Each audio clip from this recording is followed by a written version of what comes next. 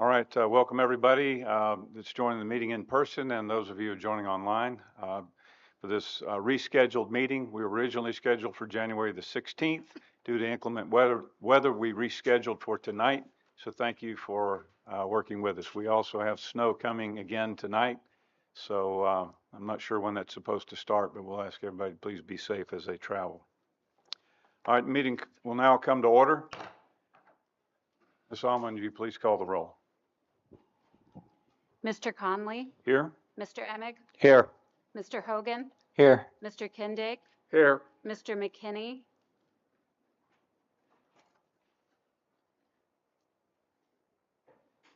Mr. McKinney, Present. Yeah. Mrs. Meese, Mrs. Miller, Here. Mrs. Whitmer, here, Mr. Wolverton. Here. 8 present. Okay, thank you. Let's please stand for the Pledge of Allegiance. Attention, salute, pledge. I pledge allegiance to the flag of the United States of America and to the republic for which it stands, one nation, under God, indivisible, with liberty and justice for all.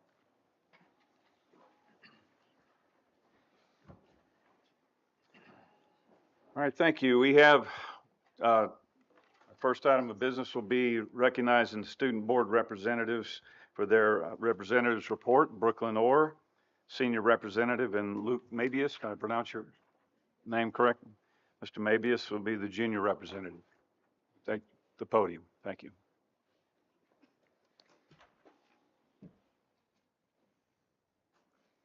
Good evening, everyone. My name is Brooklyn Orr, as this gentleman said. This is my second year of being the student board representative, and I am also a senior, and this is... My name's Luke, and I'm a junior. It's obviously my first year of being a student rep. Okay, so we're going to start off with our school. We held a weight training power meet for all semester 1 weight training students, and 26 of those students actually broke their personal records. We have Logan Shade, who broke his bench press at 265. We have Benjamin Reed, who broke his squat at 520, and Kayla Lang at 300. For power clean, we have Zachary Townsend at 230. And deadlift, we have Eric Campbell at 460 and Peyton Bohoric at 295. Moving on, I just wanted to mention that we have finals being taken for the past 2 days. It's very tiring, let me just say. And we will soon be ending our first semester and beginning our second semester starting Tuesday. And we are hosting a district jazz auditions, which is either on Friday or the next. Due to the weather, we aren't sure. January 30th is the semester 2 back to school night, basically where we're holding a open house where students and families can come in to basically see like where their classes are, what they look like, just something like that for the students. And on February 2nd, we also have our Fans in the Stands for Bocce, and I hope to see a great turnout for them. And lastly, I just wanted to mention that February is Black History Month, and our BSU students have been working with the Food Services Department, specifically Kelly Renard, to create a passport menu that allows students to try various cuisines across the world related to Black history. And our president for BSU, who is Kaylin Floyd, she also put together the times for different students to come and decorate around the school. And I'm going to turn it to... So before the winter break, we also hosted the Winter Pep Rally. That was on December 22nd. That was put on by the Sports Entertainment Marketing class with the theme of the Hunger Games. I would say it was probably our most successful assembly. And it had a lot of people who were pretty satisfied with that. DECA hosted went to the district competition at Messiah like a week ago. And we had 9 students place in their respective categories. And there was a bigger turnout than other years, so it was pretty successful. Skills USA is hosting their competition on the 24th. Similar to ours, they'll be doing stuff related to skills, Skills USA, and yeah. We've also introduced a new thing called the Talons Touch Literary Magazine. It's student ran with adult advisors, and they accept free verse poetry in forms of artwork. And lastly, we are doing the STEM Day on the February 7th for all 10th graders. And we're still looking for volunteers, so if you're interested, you can come to the school for that and participate. Thank you. Is there any further questions? I do have a question. In regards to the new literary magazine, how are they dispersing that? Is that electronic or is it paper form? Oops, right? Just electronically on the. Any other questions? Okay, thank you for your time. We want to thank you for your report and look forward to hearing back from you in the future. Thank you. Thank you. All right. Next item on the agenda will be a presentation by Boyer and Ritter concerning our annual financial report.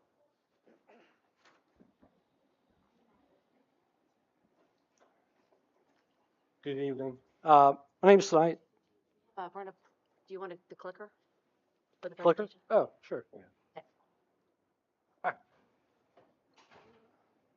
She'll bring it up for you. While she does that. Good evening. My name is Snight Zahirovich. I commonly go by Z. I'm a principal at Boyer and Ritter, and the individual responsible for the oversight of the annual audit for the district. Thank you for having me here this evening to present the results of that annual audit here.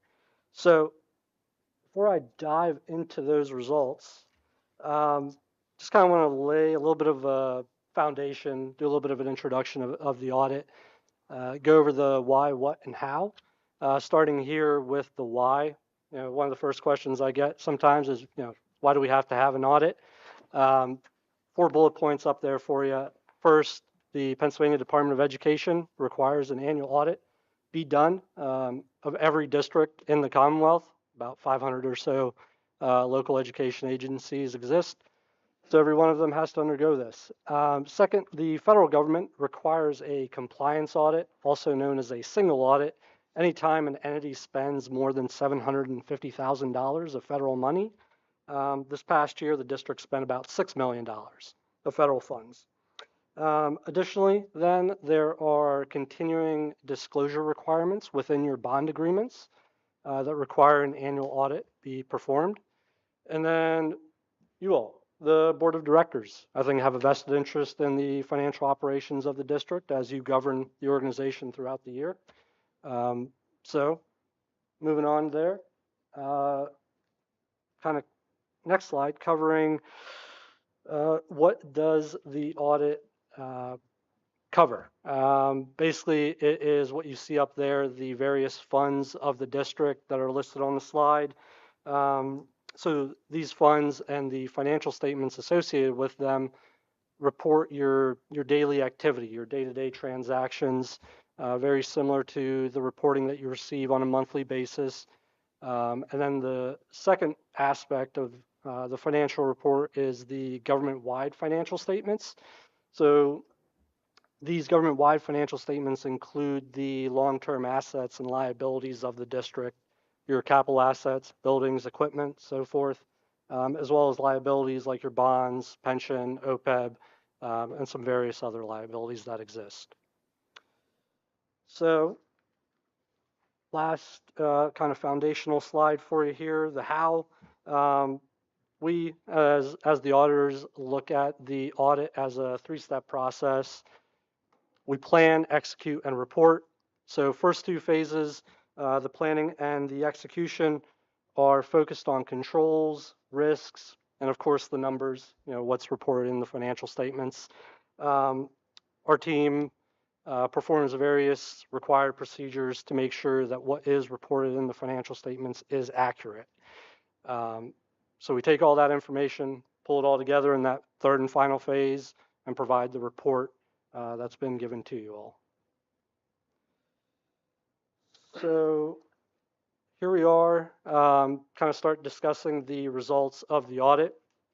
So Boyer and Ritter provides 3 audit opinions within the financial report. One is for the audit of the financial statements, and then the other 2 are for the compliance audit or the single audit.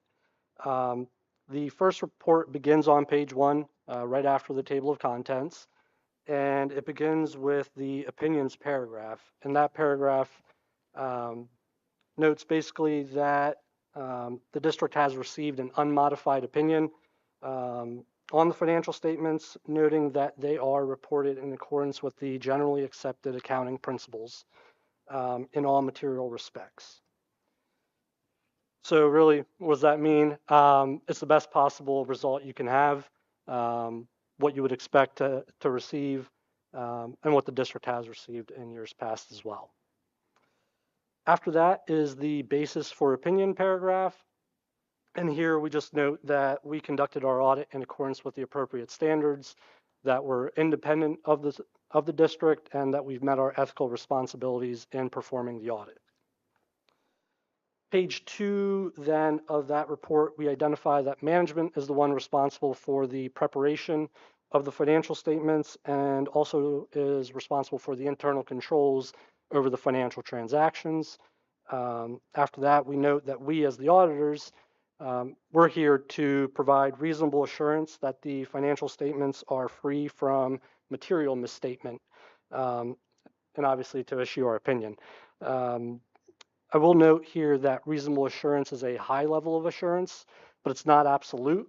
We don't have the ability to come in and look at every single transaction that has occurred throughout the year. Finally, third page, it's a lengthy report. If you've opened it, you've noticed. So third page of the auditor's report, we have paragraphs relating to the required supplementary information as well as the supplementary information.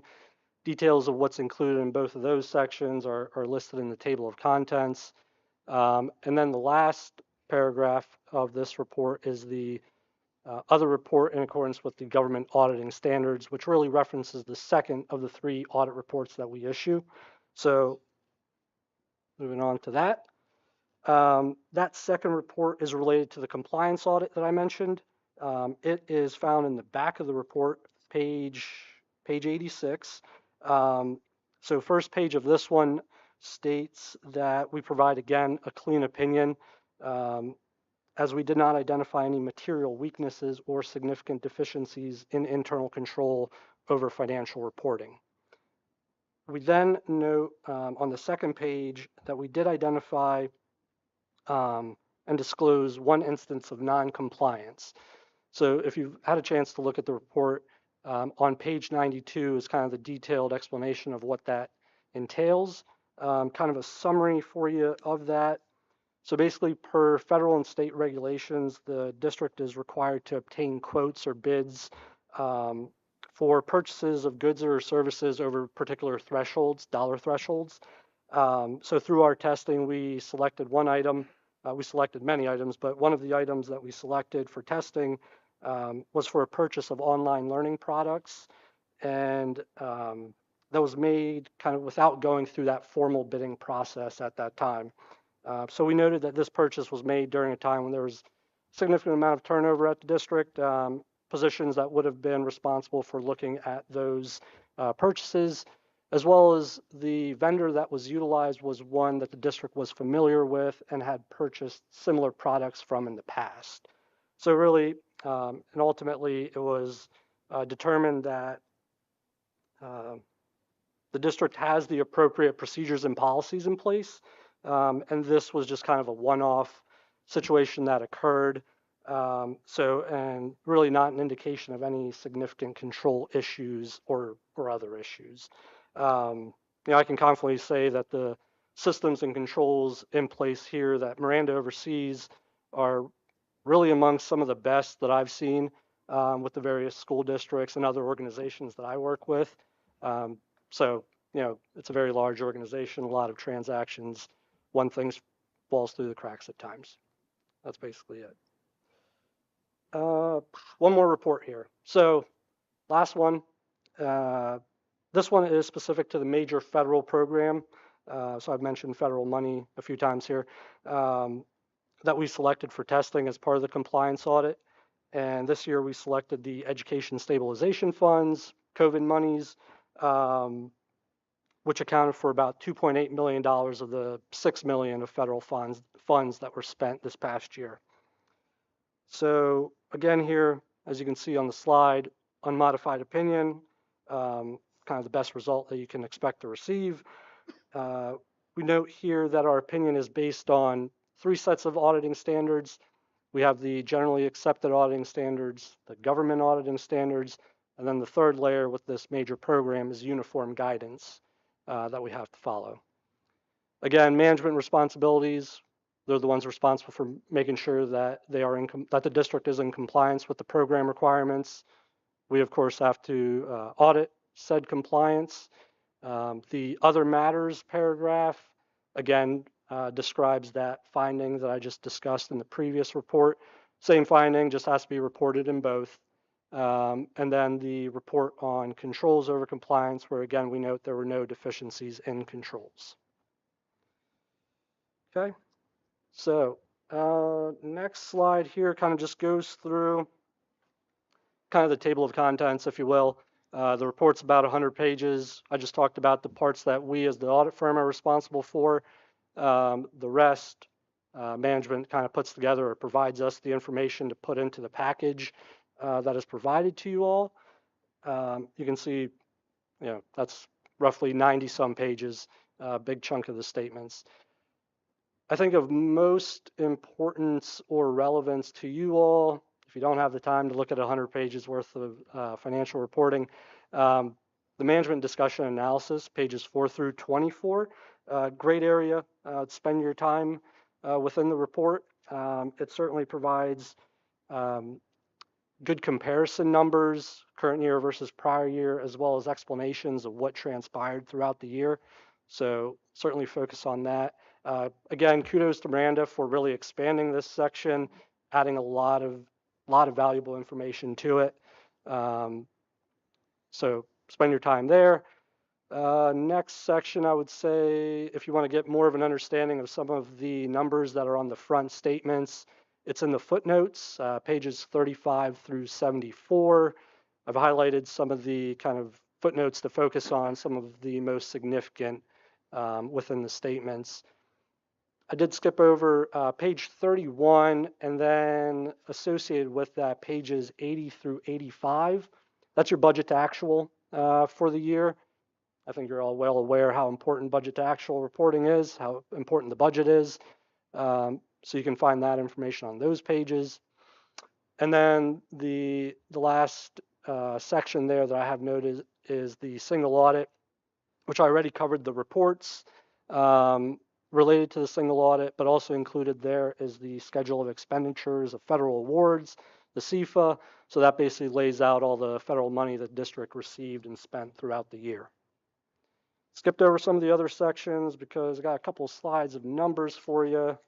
Sorry, I felt like audit presentation wouldn't be much without some numbers, right? So first slide here, I got the general fund, obviously the largest of the funds of the district, where most of the activity is recorded.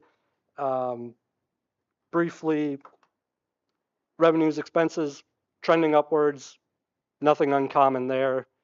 We've seen that here year after year, as well as we've seen it at every other district that we work with. Just kind of the nature of the beast, if you will. Basically, the general fund ended with a small surplus, adding about $180,000 to the fund balance at the end of the year here. Next, we have capital reserve. Capital reserve, so there's a line there identified as revenues. For this year, that's basically your interest on investments. Spending out of the capital reserve was pretty insignificant this past year in comparison to the years before, as you can see. And then we have a fund balance about $7 million. Obviously, that's going to go towards any of the significant capital projects that you all decide is needed for the district. Food service fund up here next. Local revenues, briefly. So local revenues are kind of working their way back up towards those pre-COVID, pre-2020 numbers. And that's really as, the free and reduced meals have been reduced and phased out. So local revenues are going up. And along that same train of thought, the state and federal revenues are going down, obviously since last year, as those meals, those free meals are phased out. You can see there at the bottom, change in net position, positive about 150,000 for the fund this past year. Last one here with numbers. So on this slide, I just kind of compiled some of the most significant numbers from the government-wide financial statements. Obviously, you have your cash and cash equivalents, about 24 million. Capital right to use assets, 91. So you see that's gone down since last year. So the district did add capital assets, but it also incurred depreciation expense against those assets. So that's why you see a decrease there. Bonds and notes payable, that represents the district's 4 bonds that are outstanding, some having payment terms going out to 2040. And then at the bottom, kind of the elephant in the room, the pension and OPEB liabilities. Those are just going to fluctuate year to year with the actuarial valuations that are provided. You guys are just kind of subject to those valuations from PSERS. So that is it as far as the numbers. I do have just one more slide if you'll bear with me. So in addition to the financial report, we also provide 2 letters. The first being the required communication letter. A lot of what I just talked about over the past 10 minutes or so is included in that communication letter. Some of the other items I just want to note, there were no uncorrected misstatements. So if there was any adjustment to be made during the audit because some information came in while we had already started the audit procedures, those adjustments were made. We certainly didn't have any disagreements with management, no significant issues, and no difficulties encountered. Really, Miranda, Misty, their entire team was really helpful throughout the entire process, forthcoming with any documents that we needed, answered all our questions. So basically everything we would expect from a management team, we received from them. So all good there. And then the last letter or last item is another letter that we issue, the management comments letter. The comments included this year are really just suggestions, things to be aware of based on some of the changes, recommendations, standards that the GASB, the Governmental Accounting Standards Board, issues. They've been very busy over the last few years, and they continue to stay busy issuing different standards. So the first one there is the capitalization policy. It talks about the requirement for evaluating group purchases and capitalizing those. Something really you don't even have to worry about. Miranda kind of took care of that on the front end before this letter even made it to her. So, this is just something we're providing to all our districts to make them aware of, but we know she's already taken care of that. And then compensated absences, that's a new GASB standard, something that's going to go into effect in a couple years here, and we'll work with the team to make sure that gets implemented into the statements as it should be. That's it for me here. If you have any questions, please let me know. You'll have to help me out on the pronunciation of your name. Zahirovic? Zahirovic, yes. Okay, I got it right. I'm surprised, actually. Very good. Any questions for Mr. Zahirovic?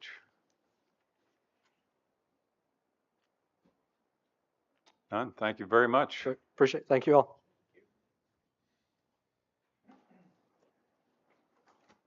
All right, this opens up our opportunity for first public comment. In accordance with policy 903, the board uses this comment period as an opportunity to listen to members of the public, but not to debate issues or enter into a question and answer with the speaker. Public comment must be germane to school district business. The board values civil, respectful statements and clear, concise communications that help inform its deliberations. Is anyone seeking public comment? Seeing none, we'll move forward. The next item on the agenda.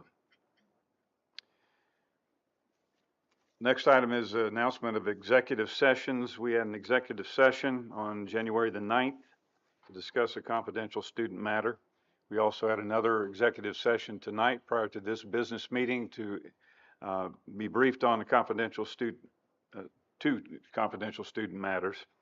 And we also had an executive session to participate in some school board orientation training by our solicitor, Mr. Pratt. All right, our next item on the agenda is the consent agenda. And before we go here, as I mentioned at our planning meeting, to assist the public, we're trying to group our consent agenda items by category so that each item in each particular consent agenda will be germane to that topic. You'll notice that we have them grouped according to district calendar, student activity, our contracts and agreements, anything to do with financial issues, we're leaving separate. So we will be going over each one of those items individually with board action on each individual item rather than grouping them. Our obsolete items and human resources will remain as a part of a consent agenda as appropriate. And so we'll go ahead and move into our first consent agenda, and that is the district calendar. All right, we discussed these in public at our planning meeting. Is there any additional discussion on the consent agenda? All right, we'll need a motion to approve it.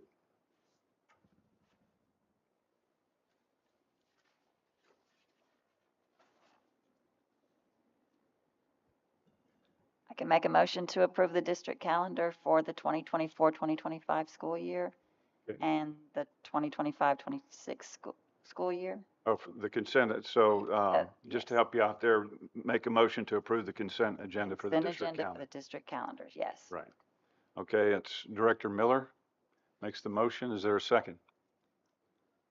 I'll second that motion. Seconded by Director McKinney. Is there any discussion on the motion?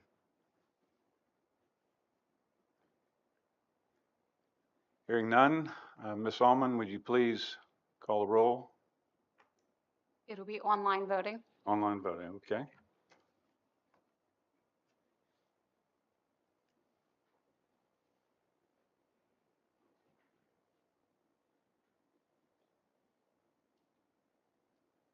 Eight yes. And the motion carries. All right, the next item on the agenda is the consent agenda for student activity. This is a grouping of agenda items that include field trip requests and contracts for the middle school dance for grades 8, and also a separate contract for grades 6 and 7 and the mobile ed productions. Is there any discussion on consent agenda for student activity?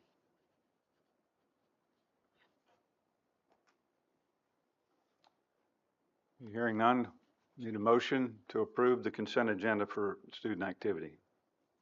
I'll make a motion to approve the student activity. Okay, Director Hogan makes the motion. I can second that motion. Director Miller seconds it. Is there any discussion?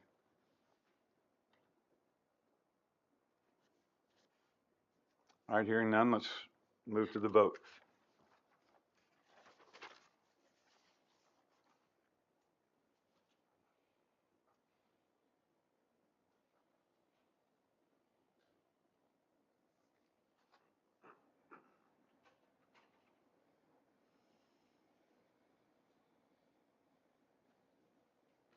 Eight yes. And the motion carries.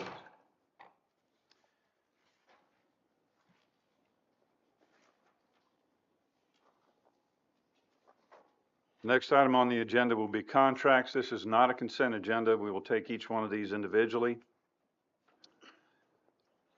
The board had an opportunity to discuss this at the planning meeting last week and ask questions. There may be some opportunity for some additional questions that we may have on each one of these as we go. So item number 8.01, the letter of agreement with True North Wellness Services for SAP liaison services. between January 22nd and June 15th, 2024. Is there any discussion?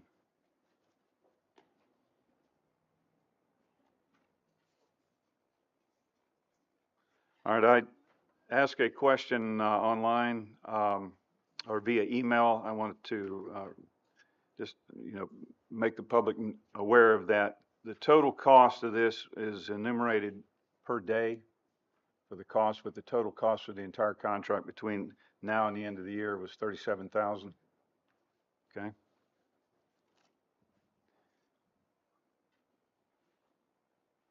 Any further discussion?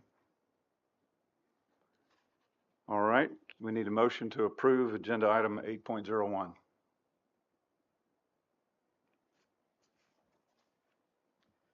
I'll make a motion to approve item 801, the letter of agreement with True North Wellness. Director McKinney moves. Is there a second? I'll second. Director Whitmer seconds the motion. Is there any discussion?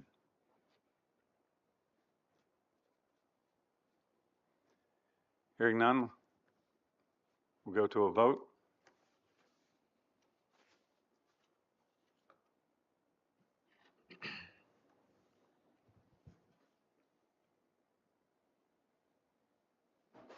Eight, yes. And the motion carries. All right, 8.02 is the new Story School Services Agreement for the 2023-2024 school year. Is there any discussion on this item from the board? Okay, via email, I conferred with the COO concerning this. There's an up to chart for payment on this. I think it was on, if I remember right, Schedule A. I'm going from total memory now, but there's a charge in here up to $551 per day. So we're looking, and that's per student, correct? Yes, it is per student. Okay, and so that could mean that the cost of this entire contract could be up to $55,000. It depends on the number of days, and if you're just talking for this fiscal year, again, it depends on the number of days. It's hard to. Do we have a projection as to how much we think we're going to utilize? I did not confer This. with the Director of Exceptional Children with regards to that. Okay. Dr. Cartwright, do you have an I idea? would imagine we want him to stay the rest of the year. Rest of the year. So that could likely, we're talking about 20 weeks left in the school year. 90 days. 90 days? Okay.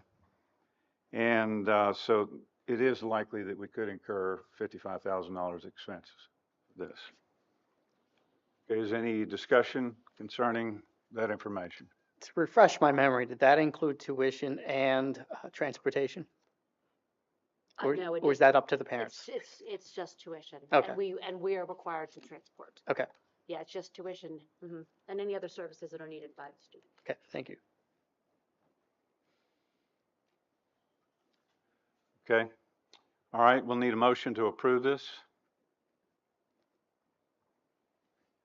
I'll motion to approve item 802, the new Story School Services Agreement. Director McKinney moves. Is there a second? I can second that. Director Miller seconds the motion. And is there any discussion?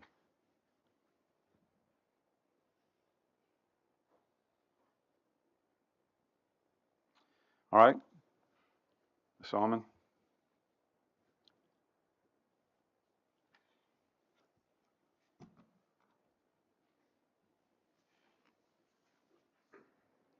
Eight, yes.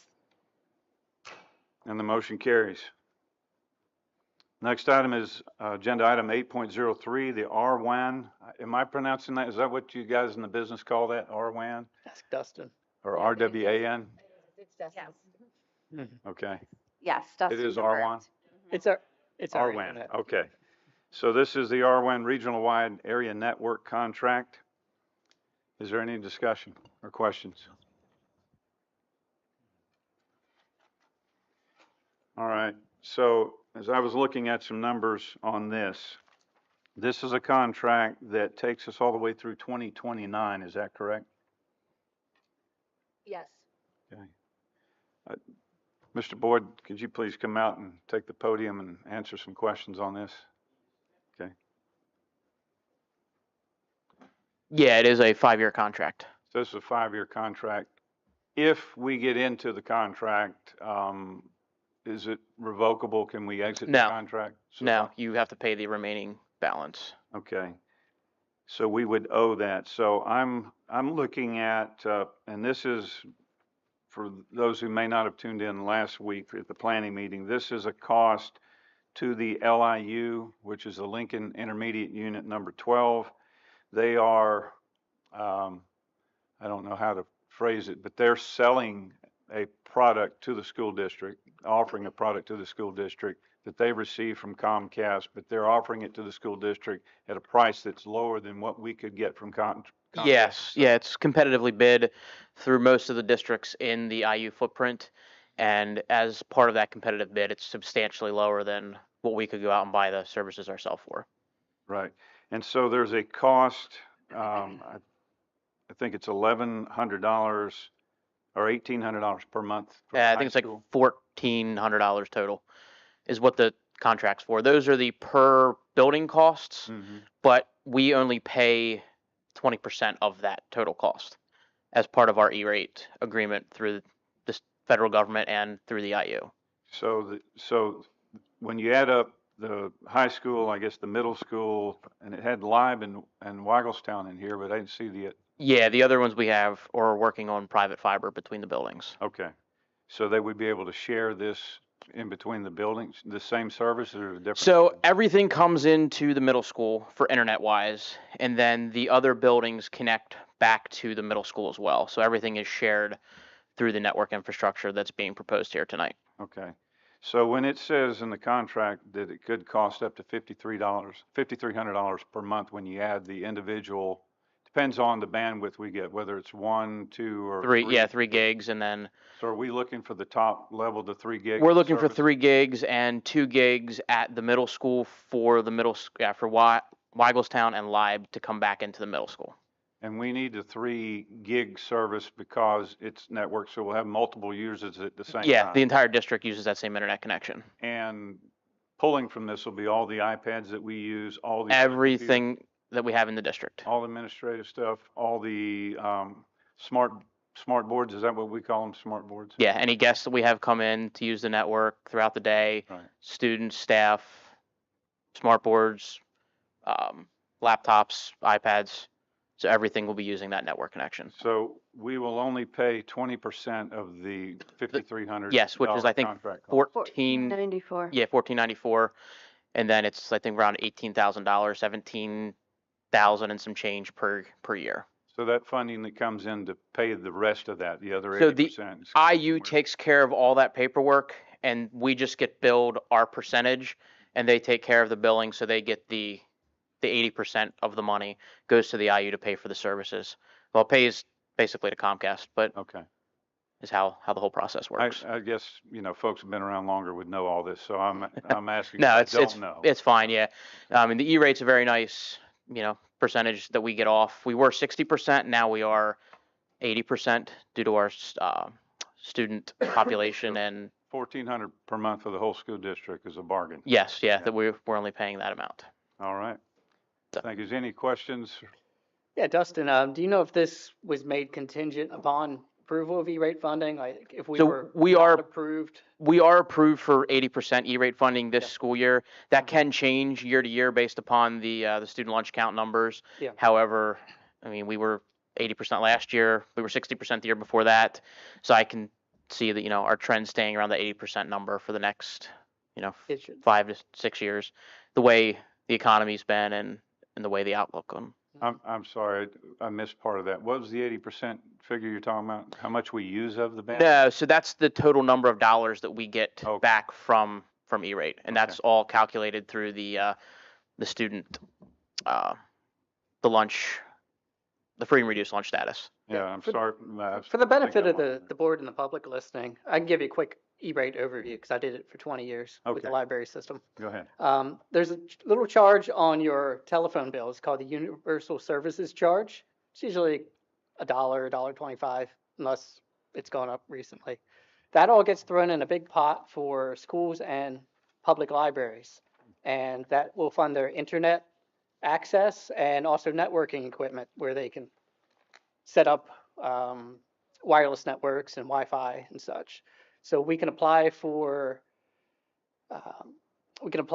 funding for internet and for equipment that's based on national school lunch programs. So the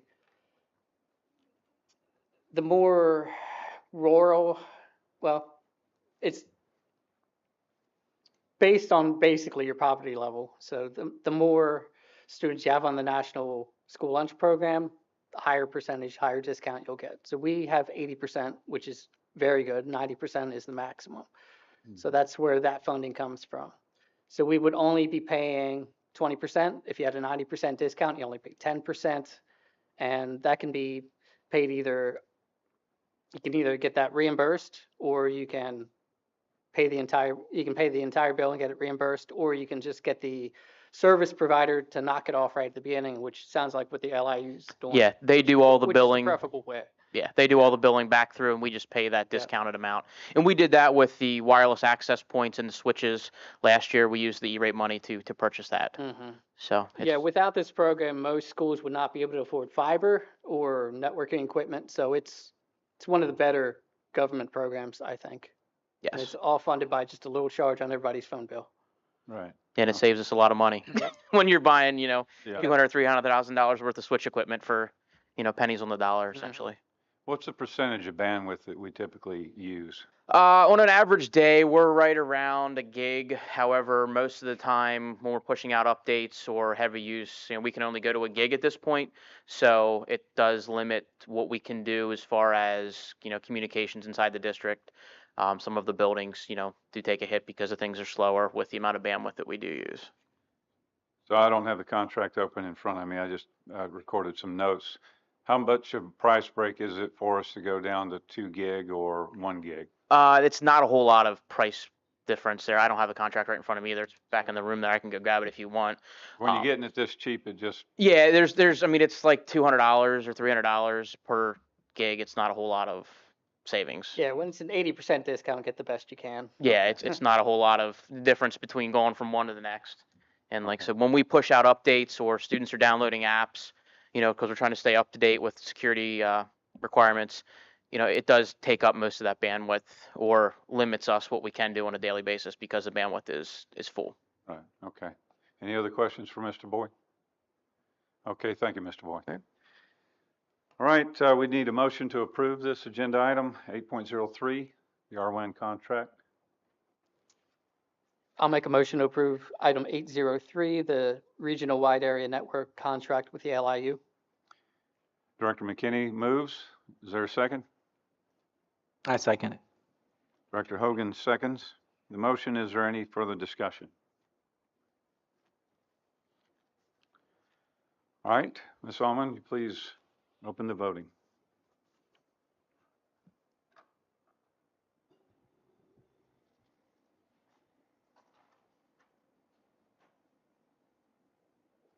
Eight, yes.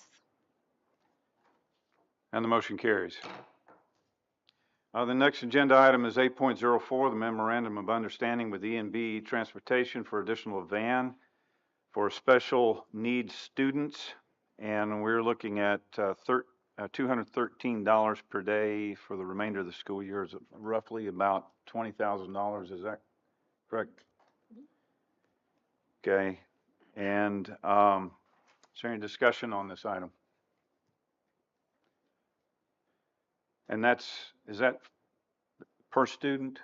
How many students will be using this? It's per van. Per van, okay. So we could get as many vans as we needed to use, but that would be the rate? Or are we just contracting for one additional van? It's one additional van, but the way that the contract is written, we can use it as many times as we want during the day. So it's a huge benefit. Okay. So we don't get charged for runs. It's just for the van. And this is only for student transportation, right? Correct. Okay. And typically, I think they put about 3 students in the van per run. But Okay. that's for each school, Okay. 3 to Lib or 3 to middle school. Is there any discussion on this item? Any questions?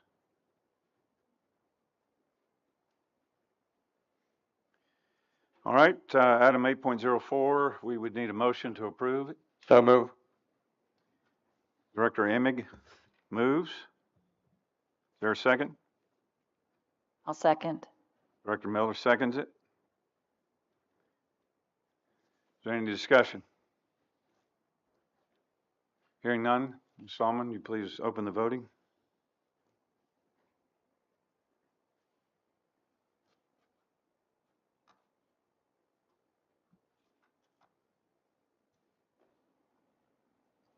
Eight, yes. And the motion carries. All right, item 8.05, which is the Waggletown Elementary Hot Water System Controller Replacement Proposal. This is a proposal totaling about roughly $11,000. I asked some additional questions on this, and Mr. Fluke is not with us tonight, is he? No, he's not. Okay. All right. Basically, this is more than just replacing a module. This is consolidating modules, modernizing our system because the system is no longer current. So is there any discussion on this? Is Mrs. Weaver, is this item something that could possibly be deferred, or is this something that must be replaced now? It must be replaced now, and it's being paid for through cap reserve, so it has no impact on the budget. All right. Any questions or discussion? All right, we need a motion to approve item 8.05. I'll make a motion to approve 8.05. Director Miller moves. Is there a second? I second. Director Kendig seconds the motion. Is there any discussion? Hearing none, Mrs. Allman, would you please open the voting?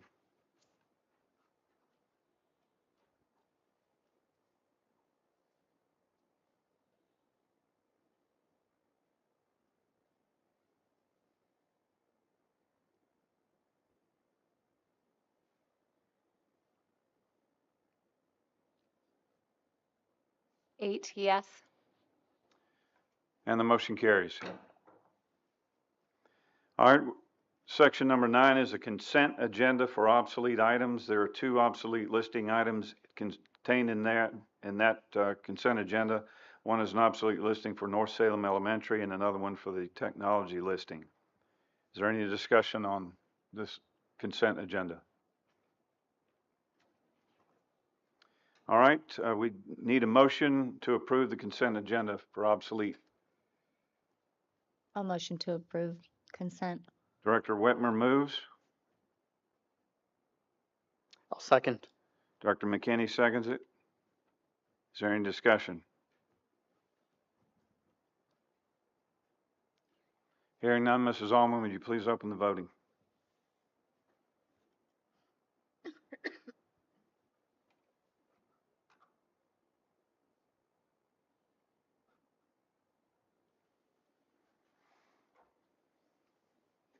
Eight, yes. And the motion carries. All right, the next one is section number 10. This is finances. Again, just like our contracts, this deals with our fiduciary responsibilities, and we'll take each one of these individual items separately and not as a group.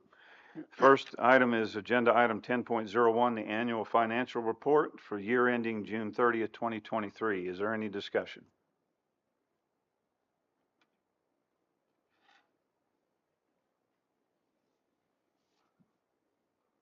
No discussion at all? So this is what we were just briefed on by Mr. Zaharovich. Did I pronounce that correctly the second time? We just call him Z. Z?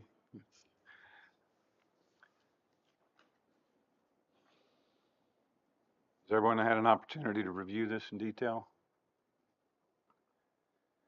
I just had a question about the fund balance. I don't understand. I'm not an accountant. I don't understand. So there's 7.7 million that's committed funds. There's 2.08 that's non-spendable. There's 1.568 that's assigned. Can you explain those different categories for me, please? Yeah, we're only allowed to have 8% of our overall fund balance be unassigned. The non-spendable is the fund balance we're required to keep or as a set aside for LBT because of our medical claims and our agreement with them. The other two are, one is for additional medical claims because we're seeing some increases that are necessary through claims analysis, and also for the deficit, the fund balance, the deficit that we're going to have for 23, 24. So it's assigning some of that as well. That's in the committed category. Okay. Between, yeah, yes.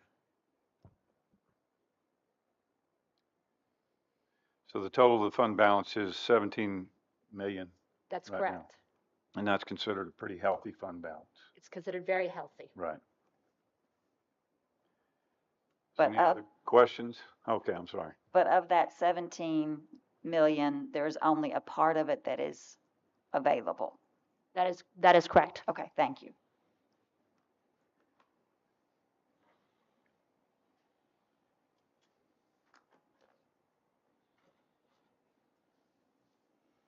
Any other questions? Okay, we need a motion to approve the annual financial report for year ending June 30th, 2023. Is there a motion?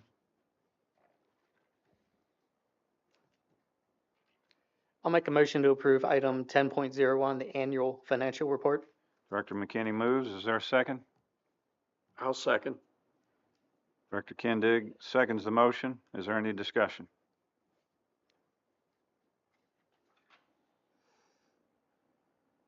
Hearing none, Mrs. Zalman, will you please open the voting?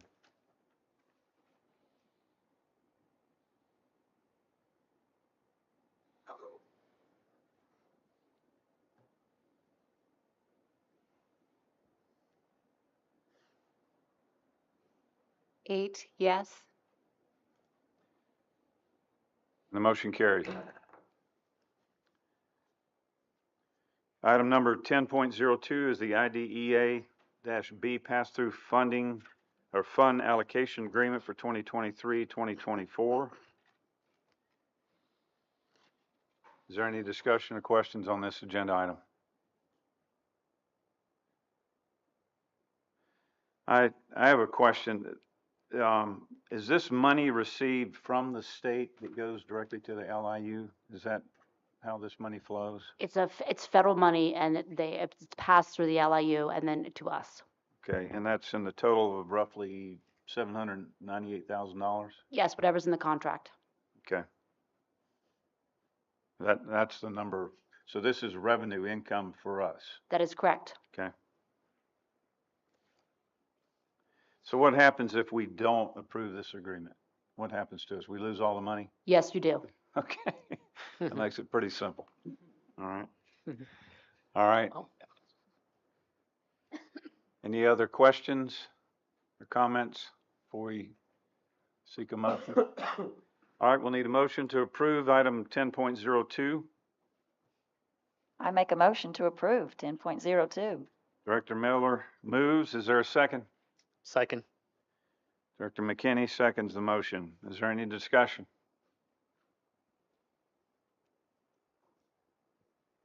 Hearing none, Mrs. Allman, please open the voting.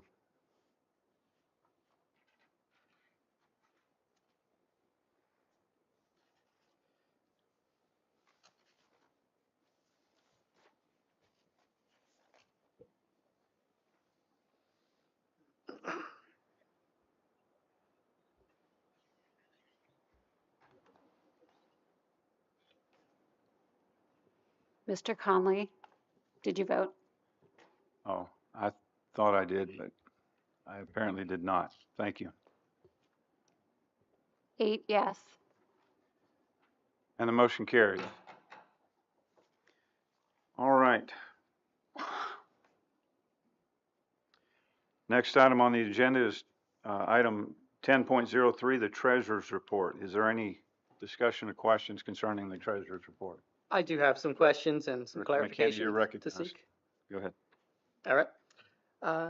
Miranda, just a few questions on what a few items actually are, and then some variances I wanted to ask about. On November, the PCCD grant reimbursement, 132,000. What exactly is that? That's one of the grants we're getting. That's for mental health and for safety. Okay.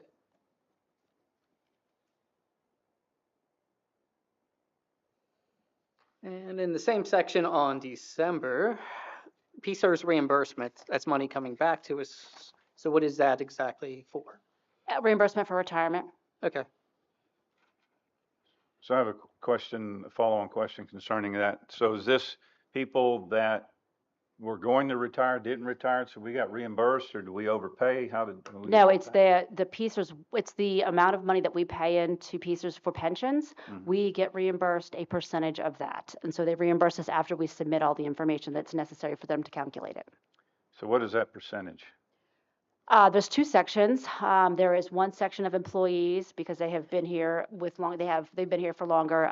It's 50%, and there's another section of new employees, and that's based on the aid ratio, which changes every year. Okay.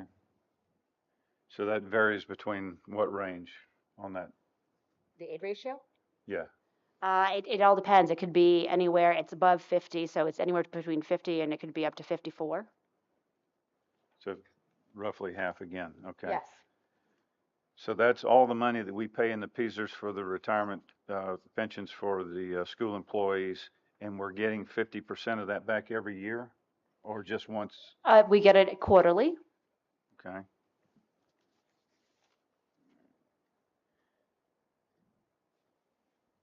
So that would come like December and then March and then. Yes, something very similar to that. Yes. Okay. Director McKinney, I'll turn it back over to you. Okay.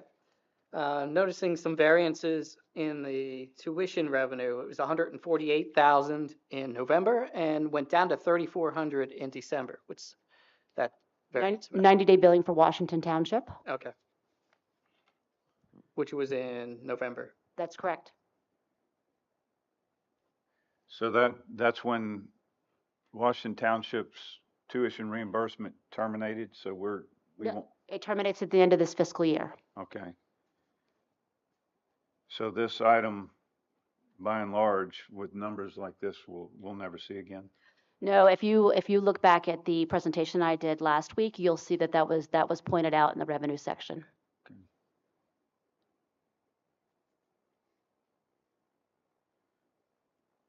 All right. Under disbursements, the payroll for December doubled November's. Was that because there's extra pay period? Or? 3 pays versus 2. Okay. Looks like more than. It's definitely more than that. It's also depending on timing of when we pay PSERS. So for PSERS, the employer piece is only due quarterly. Okay, that makes sense. So that's another piece of it. Okay. 3 pay periods plus. 3 pays plus PSERS. Got it. Just a question on the next section. Purchase card payments, 36,000 and 27,000. Sounds like a credit card. What's that charged for? All the buildings and all the departments have it. It's various charges. It's a procurement card. Okay. It's very standard in school business. Is it mainly facilities use? Or? No, it's all across the district. Okay. So teachers can use supply? No teachers. No, I said it's departments. So it's all department heads. Okay. Or principals. Does that require your specific approval to use that, or is that standing? We have internal controls through our financial software package, and everything is required with a PO. So there is prior approval to everything being purchased. Okay. Can you approve the purchase orders then? Or your department? Misty and I do it together. Okay. I mean, she does it predominantly, but obviously when she's not here, I do it.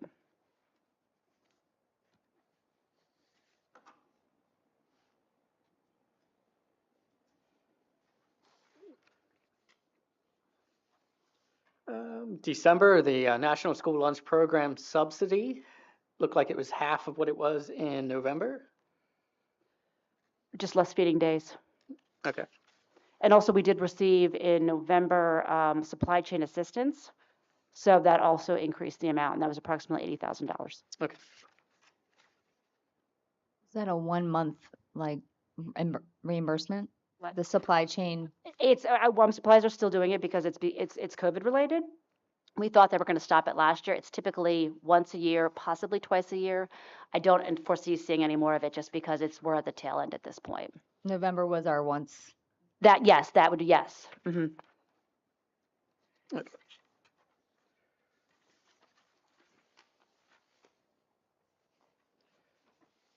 Right, and my final question, my final observation on the summary at the end of page 2 here.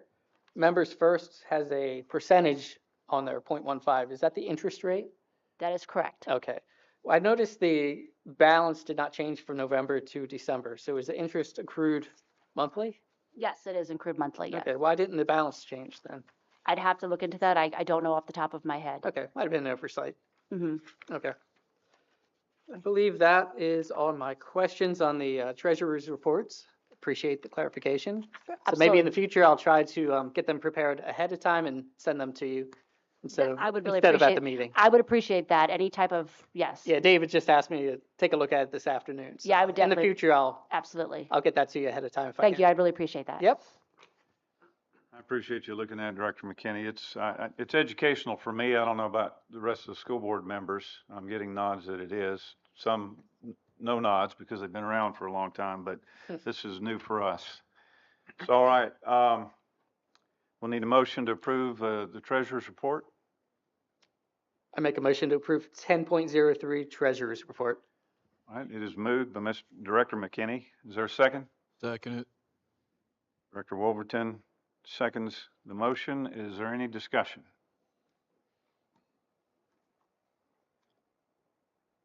All right, Mrs. Allman, you please open the voting.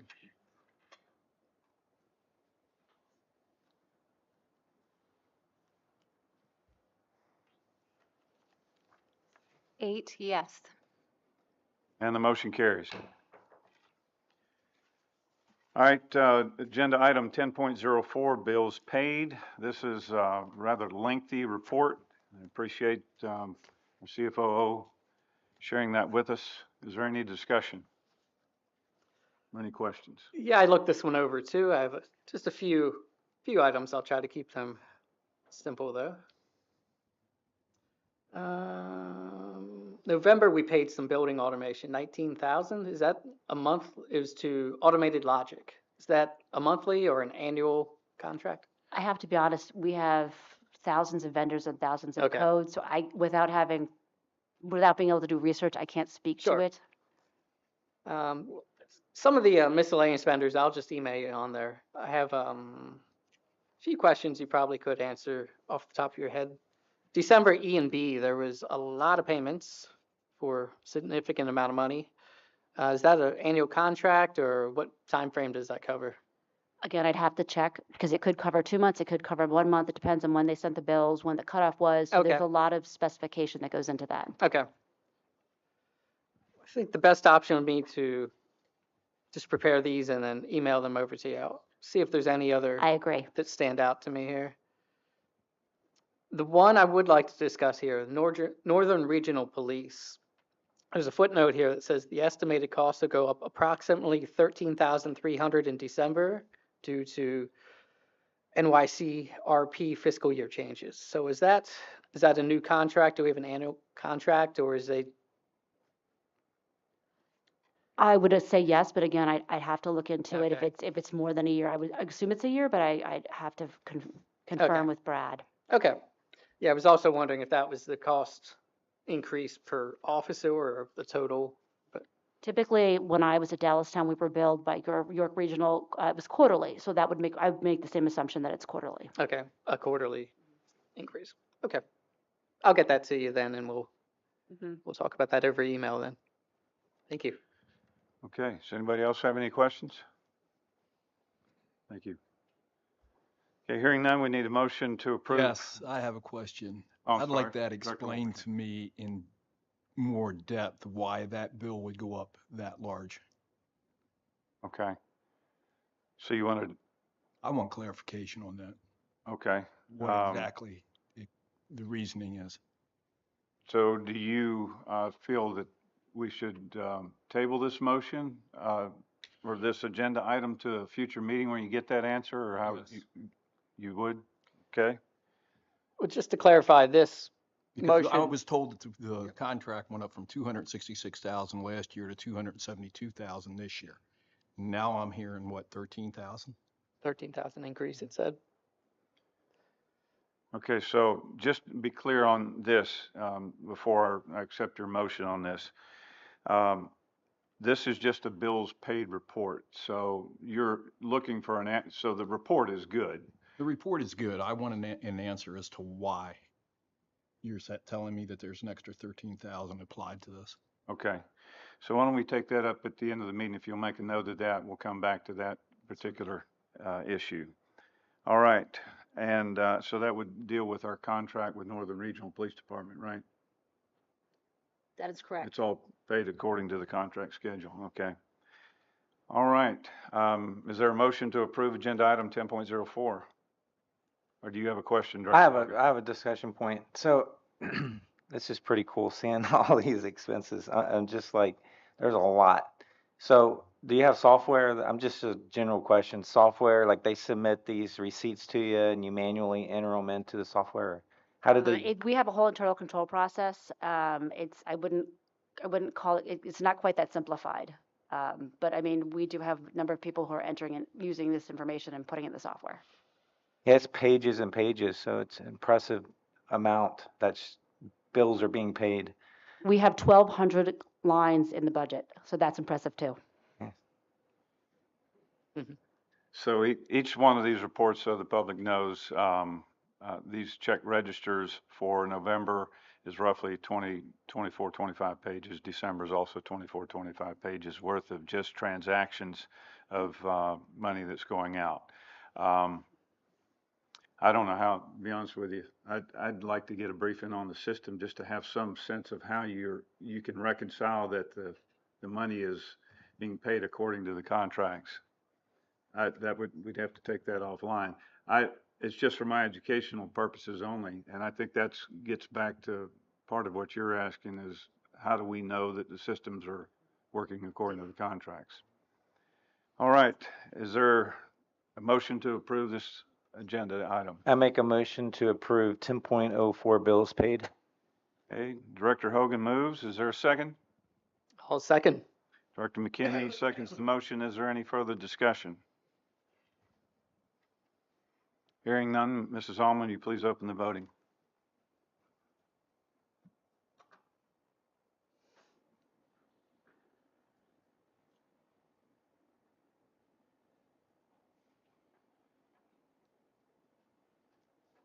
Eight, yes.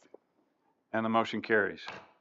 Okay, the next section is consent agenda for human resources. Section number 11. This deals with what was previously the bulk of a lot of the consent agenda items, and this deals with transfers, appointments, resignations, terminations, retirements, leaves of absence, uncompensated leave, and what have you. Is there any discussion or questions on any of these agenda items? Okay, hearing none, I'll need a motion to approve the consent agenda for human resources. I make a motion to approve the consent agenda of human resources. Director Hogan moves. Is there a second? I can second. Okay, Director Miller seconds the motion. Just directors, for your knowledge, you don't have to wait for me to ask. You can go ahead and make a motion once we get to the agenda item. All right, is there any discussion on the consent agenda for human resources? All right, hearing none, Mrs. Allman, you please open the voting.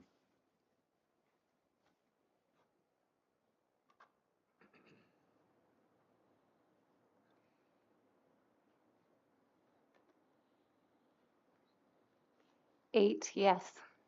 And the motion carries. All right, we move now to board meeting minutes. Now, this is going to be a little bit tedious.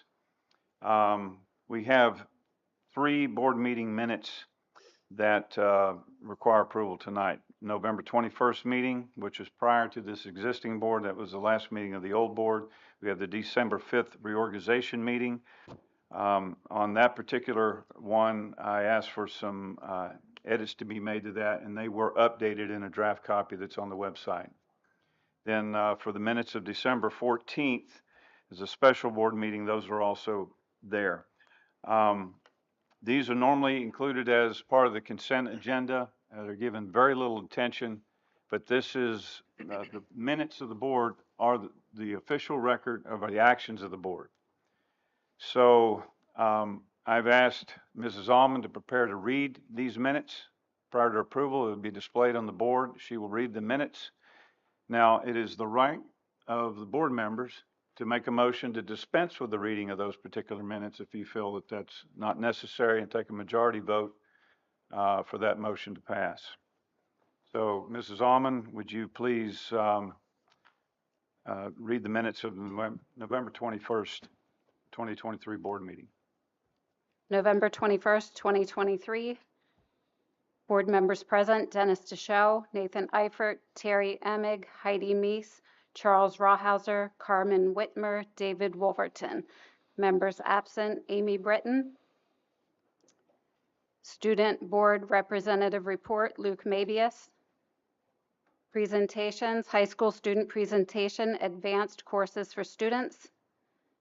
Anticipated actuals as of September 30th, 2023. Public comment: Erin Meehan, Jessica Hurlbert.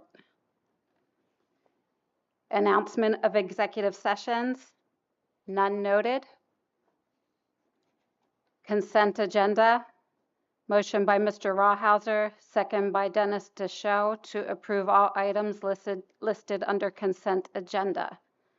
Those items include 6.02, travel request for postseason athletic contest, high school golf team to participate in PIAA State Golf Championship at Penn State Golf Course, State College, PA, October 15 through 17, 2023. 6.03, conference request, annual PSCA conference, Being and Belonging, Kalahari Resort, Pocono, PA, December 7 through 8, 2023.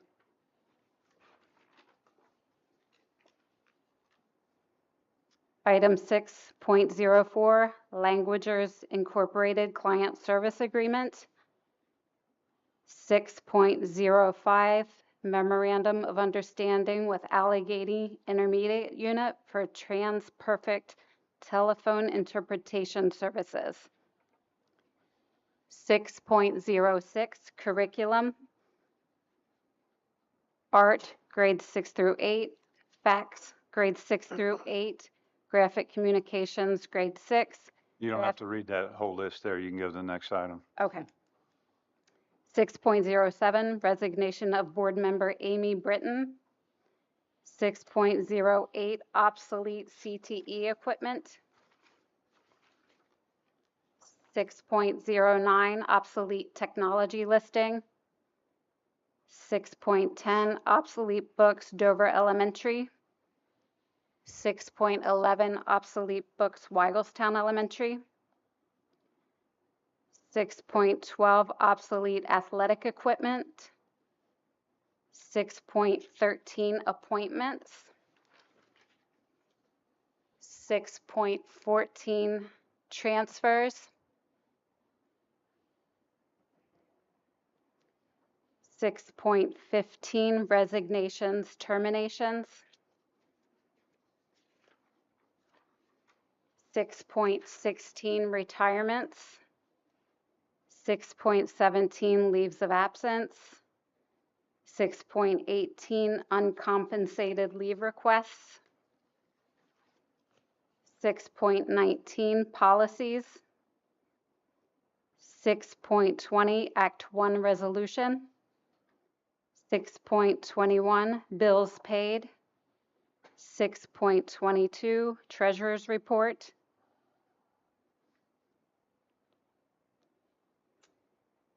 No public comment noted for the second public comment section. Then we move into minutes. Minutes of the October 17th, 2023 board meeting were approved. Motion by Charles Rawhauser, second by Dennis DeShow. Minutes of the November 14th, 2023 board planning meeting were approved. Motion by Charles Rawhauser, second by Dennis DeShow. Action items, adjudication of student 2023-2024-1. Motion approved. Motion by Dennis DeShow, second by Charles Rawhauser. Adjudication of student 2023-2024-2. Motion by Charles Rawhauser, second by Dennis DeShow. And that motion carried. Additions to the approved driver listing. Motion by Charles Rawhauser, second by Dennis DeShow. Motion carried. Motion to authorize Crabtree, Rohrbaugh and Associates to proceed with the review and design of building systems upgrades at North Salem Elementary and Live Elementary Schools in accordance with the attached G802 agreement. Motion by Charles Rawhauser, second by Dennis DeShow, and that motion failed. Motion to authorize the district administration to obtain written quotes for equipment and/or services to support the proposed building system upgrade per the design by Crabtree, Rohrbaugh and Associates to meet ESSER's funding. Motion by Charles Rawhauser, second by Dennis DeShow, and that motion failed. Then we had committee reports. No other action. Meeting was adjourned at 7:06 p.m. All right, is there any discussion on the minutes for November 21st? I think a thing of note on there is the two failed motions with Crabtree and Royer. All right, is there a motion to approve the minutes for November 21st? I'll make a motion to approve 12.01, the November 21st minutes. Director McKinney moves. Is there a second? Second. Director Whitmer seconds the motion. Is there any discussion? Hearing none, Mrs. Allman, please open the voting.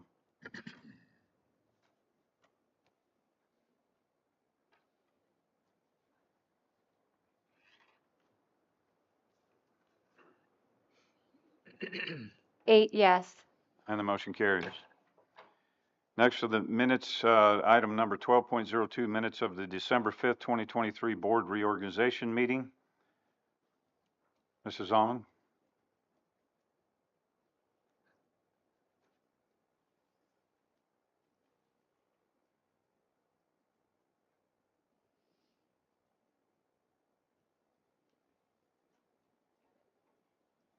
All right.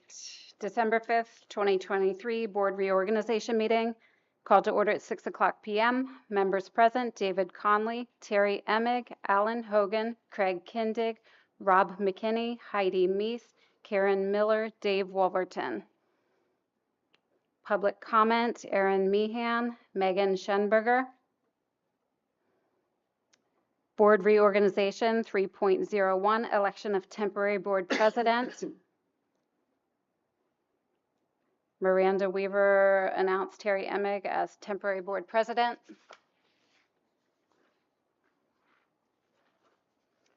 .03. Was there another one there? Did I miss it? 3.02. Yeah, 3.02, reading of election certificates. That was not a vote. 3.03, board member oath of office administered by temporary board president Terry Emig. 3.04, election of board president for a one-year term. Miranda Weaver announced David Conley as board president. 3.05, election of board vice president for one-year term. Miranda Weaver announced Craig Kindig as board vice president.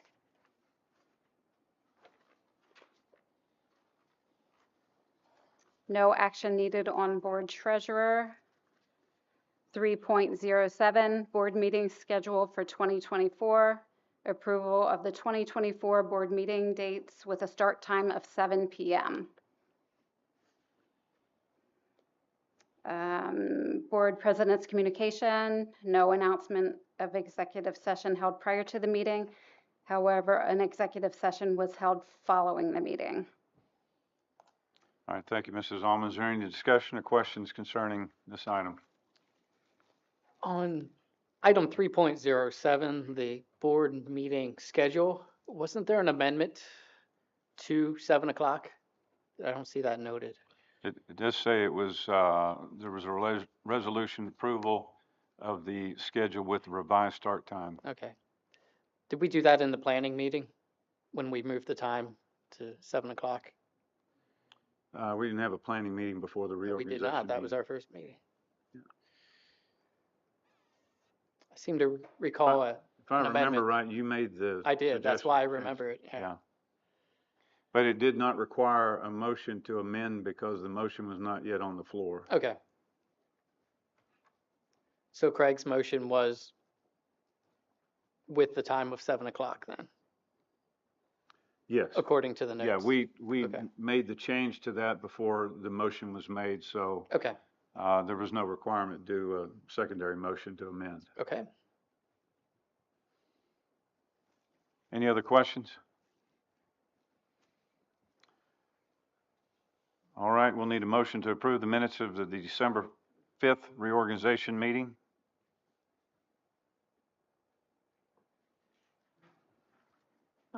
I would make a motion to approve the minutes for the December 5th meeting. Second it. Okay, it's been moved and seconded, moved by Director Miller and seconded by Director Wolverton. Is there any further discussion? Hearing none, Mrs. Almond, you please open the voting.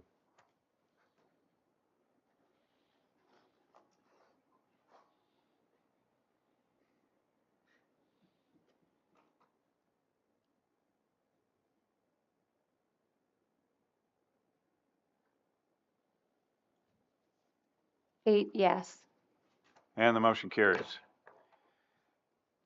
All right, item number 12.03, the minutes of the December 14th special board meeting. Mrs. Almond, will you please read the minutes of that meeting?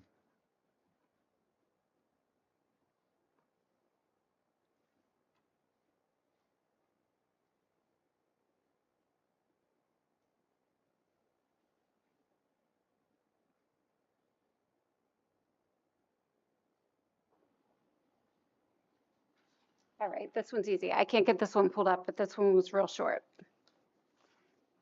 December 14th, special meeting of the Dover Area School District Board of Directors. Meeting called to order at 6 p.m. Members present, David Conley, Alan Hogan, Craig Kindig, Rob McKinney, Heidi Meese, Karen Miller, Dave Wolverton. Members absent, Terry Emig. No public comment noted at that meeting. One action item, appointment of school director for the remainder of the vacant term, 2023 to 2025. Carmen Whitmer was the only nomination. She accepted that nomination and was appointed to the 2-year term. Okay, is there any discussion?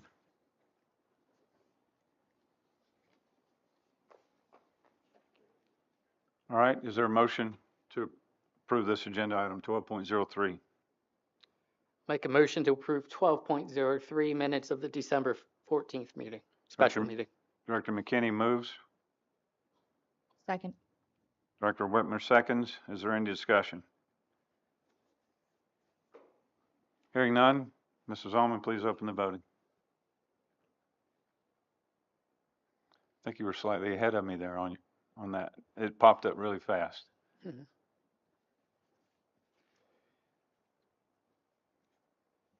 Eight yes. And the motion carries. All right, we go to section number 13, the action section, agenda item 13.03, the school board committee representatives for 2024. we put out a solicitation amongst the directors. I'm going to, can you display the chart that's here? We have several of these that have a couple of names on here, and I know that I got an email or a text message. Somebody was going to back out of one of them. I want to make sure we capture all that and get the right names on that. I may be remembering wrong on that, but That was mine. that was you? Yep. Off of the first one? So no, I'm on the first one. Rob and I are going to share that responsibility, the Okay. Dover Eagle Foundation. And I'm going to remove myself from the Dover Industrial Development and let David Wolverton handle that. That was it. Thank you, Director Hogan. Okay, so let me ask this question first. For the Dover Eagle Foundation, they have a governing board. Is it permissible for our board to put two people on there and share duties? Does anybody have an answer to that? You can ask Jim Snellbaker, he's the president. Okay. The intention of Alan and I is because we're both involved in spring sports. So we would base whoever attends that meeting on our availability. So we'll just have alternates, basically. Okay. All right, I will check with, is it Snowbaker? Is that? Yes. I'll check with Mr. Snowbaker, see if that's permissible for us to allow both of them. For the purposes of this meeting, we can accept both names, and if we have to readdress that, narrow it down to one primary, we can certainly do that. All right, for the Northeastern School District representative for the LIU, as I mentioned at the planning meeting, they are retaining their right to appoint that position. They thought at first that they would not be able to, but they are retaining that, so we will not be filling that open position. For the York County School of Technology, JOC, and the York County School of Technology Authority, Craig Kindig and I will each take one of those. We want to have a discussion with their board to find out how that authority functions before we make a final decision on that, and we'll assign one to one and one to the other. Terry Emig, Director Emig, will continue his role as the representative for the York Adams Academy. We have added a name for the York Area Earned Income Tax Bureau. By request, Director Kindig would like to be involved in this to support and to learn more about it, and he will support our CFO, Mrs. Weaver, and Mrs. Danner as well. For the legislative liaison, Director Carmen Whitmer has agreed to take this responsibility. For the Pennsylvania School Board Association, Director Meese has agreed to take that responsibility. For the IU number 12 York Learning Center Joint Authority, Director Miller has agreed to take that. And Director Wolverton, you get your request on the Dover Industrial Development Authority. You're the primary representative on that. Is there any discussion on this list as I proposed it? Okay, the agenda item will require a motion to approve this agenda item with these names listed as follows, with the exception of the attachment for the last one, the Dover Industrial Development. We will remove the name Director Hogan from that when we publish. All right. Floor is open for a A motion. motion to approve item 1301. Director Whitmer moves. Second it. Director Wolverton seconds it. Is there any discussion? Hearing none. Mrs. Ulmer, please open the voting.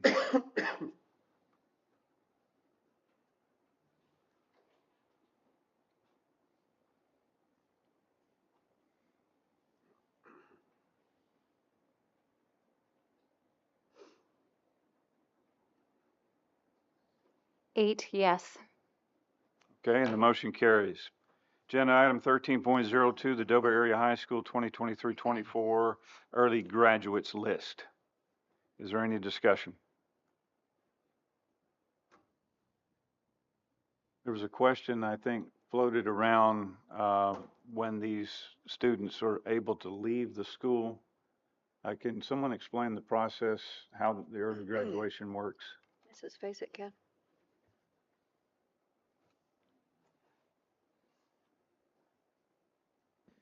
So students talk with their parents over the summer. They look at how many credits they have. There is an application that they have to complete, and then they turn it into their counselors. Counselors review it. A principal reviews it to make sure that all of their credits have been made, including Act 158.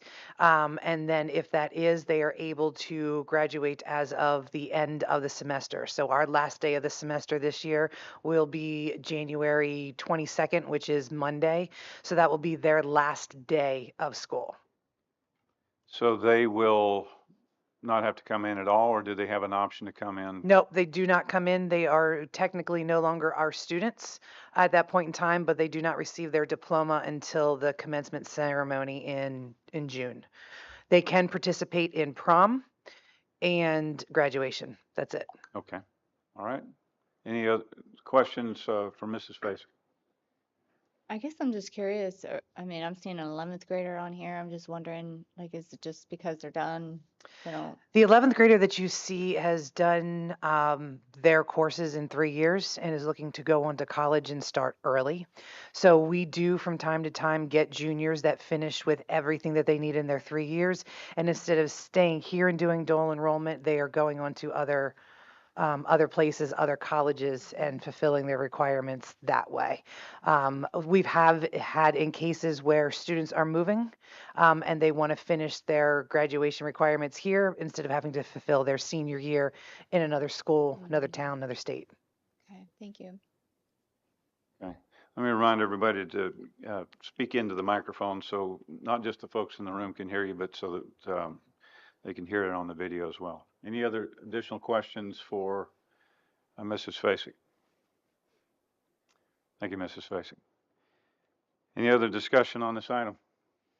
Just congratulations to these students and the parents too.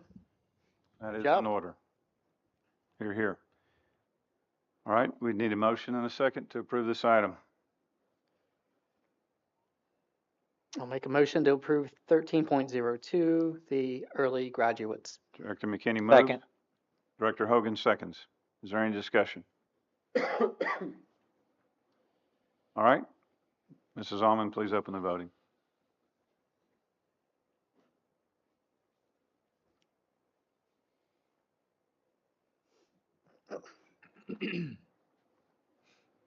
Eight yes. And the motion carries. All right, agenda item 13.03, the Dover Area High School 2024-2025 course selection guide. This was briefed by Mrs. Facek at our planning meeting a week ago Tuesday. Is there any questions or discussion while we have Mrs. Facek here? Director Kindig. I asked a question last week, and how many courses were offered. I went through and counted them. I came up with 188. It's a hard number to define because you have 5 levels of French or 4 levels of French, 4 levels of Spanish. Do you count that as 1 or 4 or however I counted each course just to get a ballpark? I'm really struggling with this. Struggling with it from the standpoint that the preliminary budget shows we're going to be in a deficit of $4 million. I'm not saying these courses aren't good courses. I think these courses are good courses, but I'm kind of looking at it. There are necessary courses, and then there are courses that are nice to have, nice to offer, almost a luxury to a certain extent. And so I'm struggling with how we can offer all these courses when we're looking at the budget deficit that we're looking at. I can help answer that question. Go ahead. The number of courses that we offer do not affect the budget. The costs that are associated with that course is the teacher. So if you wanted to reduce your budget, you won't do that by reducing the courses. The courses are just a menu. You only pay for the ones that you run. And then the number of courses that we run depend on two things. One, the population of students. We have 1,000 students. They all need a seat to sit in. They need a course to sit in during the day. So you're going to need at least 50 teachers minimum to seat 1,000 kids in a class of 25. So each teacher teaches 6 classes, right? So 50 times 6. 5 times 6 is 30, so 300. That's 300. So we could add 50 courses to that course selection guide, and it's not going to affect your budget at all because you're still paying for the teacher. So that's basically the menu that we're offering. The ones that Mrs. Fasik runs are the most popular ones. So if we only have room in our schedule for, 50 classes, then we're only going to run 50. So the number of courses that are offered have no effect on our budget. It's the teachers that affect the budget. But before Mrs. Fasik weighs in on this, so you do have to purchase curriculum and whether it's hard copies or whether it's online, you have to purchase that curriculum, right? That's a cost? It depends. We offer a lot of courses that have no textbook because the teacher designs the course. So in that case, there's no expense. Certainly, some courses are more expensive than others. Your science classes, because they have labs. So that would be a course that's more expensive than, let's say, a social studies class where the teacher created all of their materials themselves.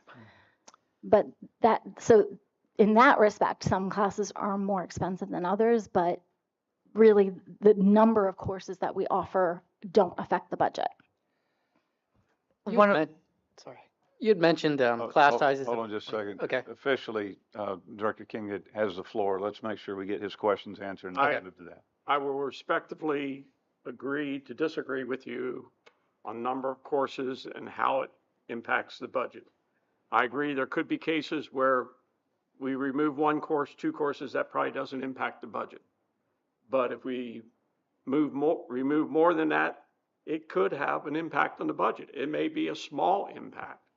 But again, from where I'm sitting right now, I look at a budget that's presented and it shows we're $4 million in the red right now as it stands. I understand the administration's going to review the budget. There's going to be some moving around of things. And as we get closer to June, hopefully we can get that number down, hopefully to 0.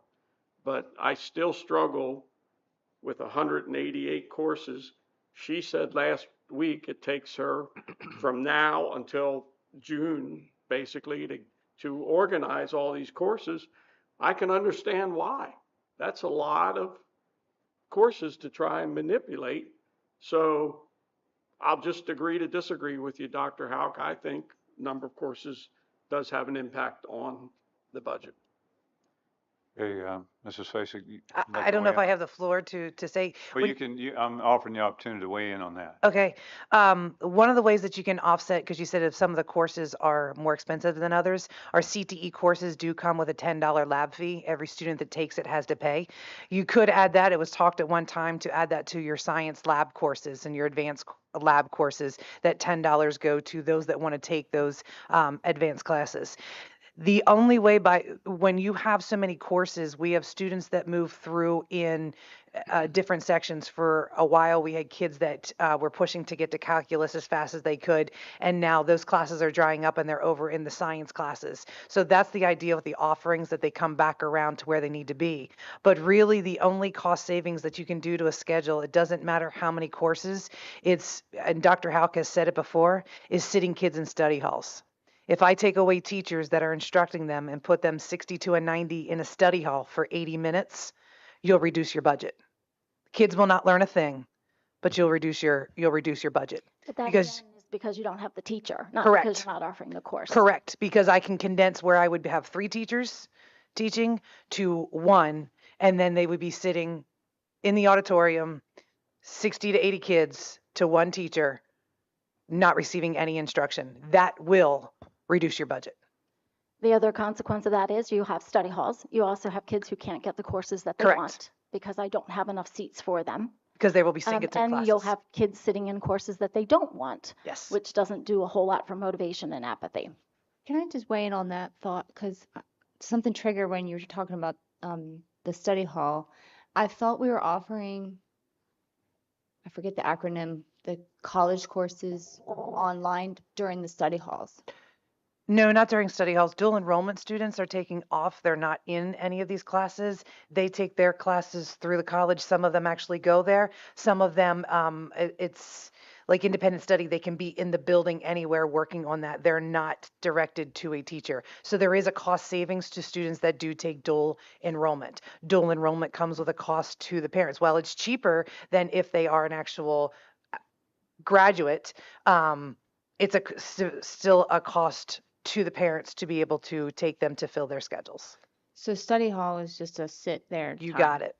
They can't use that for dual enrollment? I don't need them to. There's no reason to. I mean, yes, they could sit in there, but I don't have any teachers standing over them for dual enrollment. To do dual enrollment, you have to have a college professor to be able to teach whatever courses they are. We do have some college in the high school. Dr. Houck, maybe she's going a different direction Well, than I'm we answering. also don't have freshmen and sophomores taking dual Correct. enrollment. That's only for juniors and seniors, right? Is it even juniors? Or is it mostly just seniors? Some juniors, based on GIEPs, based on us being able to provide them the level that they need, they're more advanced than what we can even offer in the high school. Then we allow that for juniors for dual enrollment. And I can tell you that Mrs. Fasik has received already, because we reduced a number of teachers at the high school. I don't know the number off the top of my head since last year. I don't know if you remember. I don't, but we'll show them in February. And Mrs. Fasik has already gotten a lot of angry letters and emails from parents because their child can't get the course that they want because the course is full or because their child is sitting in a study hall. And that's really what's going to happen if you reduce the courses is they don't get the course that they want. I wanted French. I can't get French because French is full. And then they're going to be sitting in study halls. That was one of the big complaints we had with Spanish. When we brought down Spanish, we had an extra she only had a half of a load. So 3 out of the 6 classes. So what we did fiscally is said that didn't make sense to keep an entire teacher for that, and we reduced it. Our Spanish numbers are very full, and I can't count the amount of emails that I had at the beginning of the year because they couldn't get to Spanish 5 or my Spanish 1s were full and they maybe needed to take French 1. And they're not nice when they do so. I will say that way, but there is always some type of menu. It is my job, along with the assistant principal and the counselor, to look at, like I have course requests that have shown for the past 3 years. 1 year, one course is high. It depends on the amount of students that are interested in that. And then the next year, there might be not any requests for it. So it does go through an ebb and flow. So when there's 188 courses, I am not offering 188 courses every single year. I'm offering a fraction of those amount of courses, but it allows the students to move through a progression of the courses they need to take at their level with staying in the amount of teachers that I have to fill their schedules. If I have 5 teachers, that's 30 sections that I'm able to teach. Doesn't matter if I did that in 6 courses or in 188 courses, but due to the number of electives that we have to have, the different humanities courses that we need to have, reaching all of the different levels in English, math, science, social studies, it broadens, and it broadens rather quickly, but not all of those courses are offered every single year, every single semester. Okay, thank you, Mrs. Face. Any other questions for her before I go? I did have one. Okay, Dr. McKinney. Dr. Houck had mentioned a 25 student class size. So aside from the AP and college prep that we have to offer, is there a minimum number of students in order to run a class? Yes. What is that number? Well, when I look at I have to look at student need, what's needed to graduate. When they come in as their requests, anything that is between 10 and 15, I don't even look at running.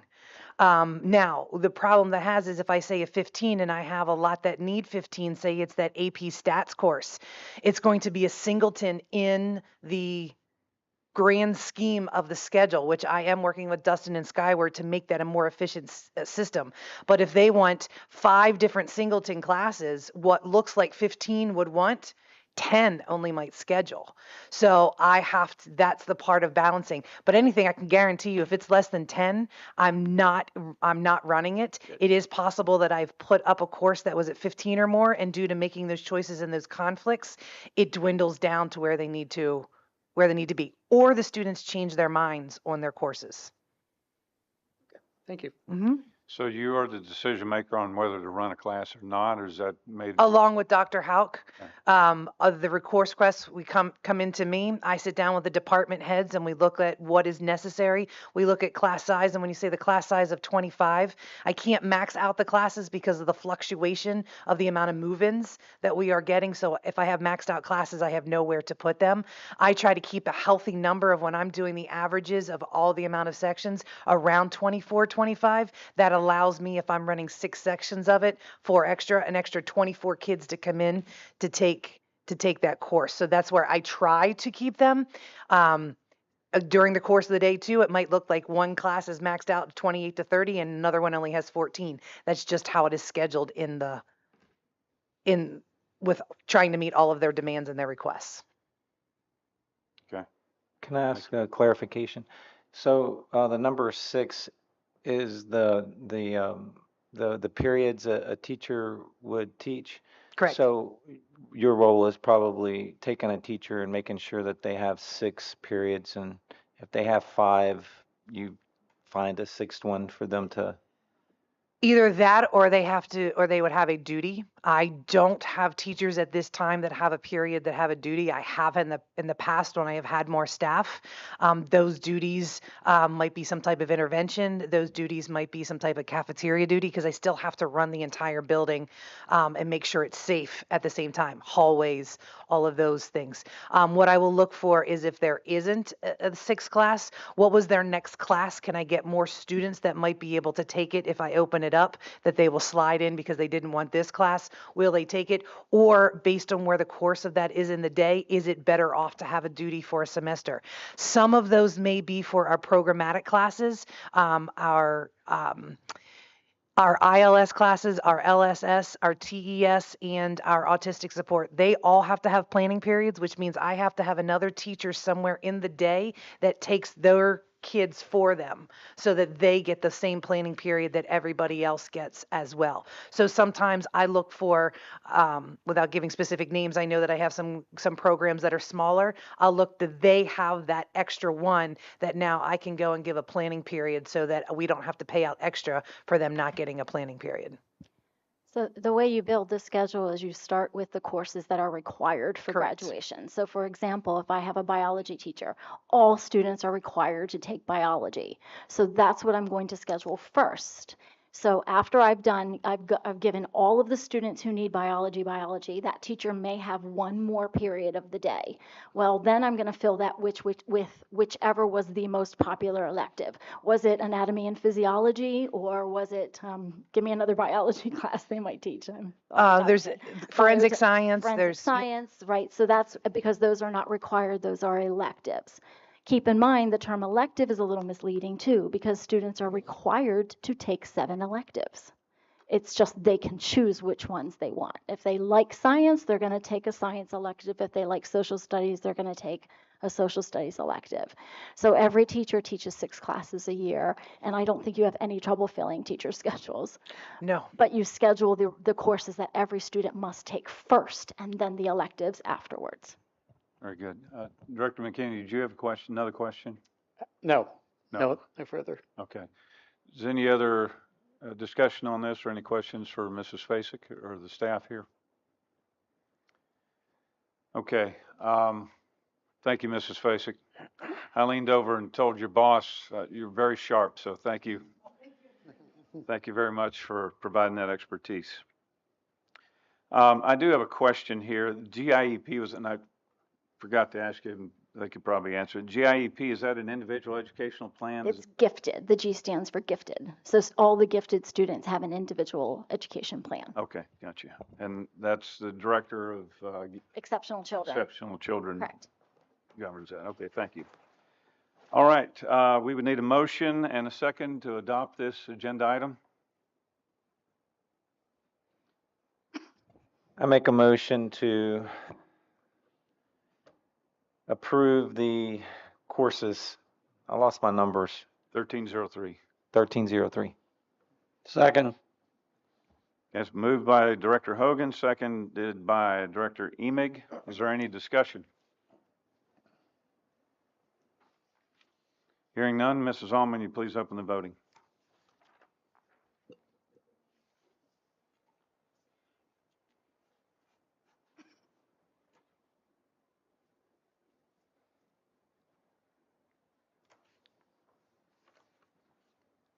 Seven yes, one no. And the motion carries. Karen, next section is policies adoption, agenda item 13.04. I encourage you to go to that agenda item in your board docs list. Policy number 815. Was it just the one here on this particular one? The other one's coming, right? This month is just 8:15 for the Just- second reading, yes. Okay. Is there any discussion or questions concerning this policy adoption? I would like some clarification. Director McKinney, go ahead. Okay. So the items in bold are what's being modified or added, correct? Yes. Okay. On page 4, there's a list of 7 items. Number 1 is hate speech, and the other one being added is pertaining to weapons. I want some clarification on that. Hate speech is a very vague and broad term, so I wanted to know if we had a definition on that and if that's provided by PSBA or. There's a box to click beside that agenda item, and it Yeah, I refers didn't- back to policy 103 and 104, I think. Yeah, I did not find my answer there. I had read over that.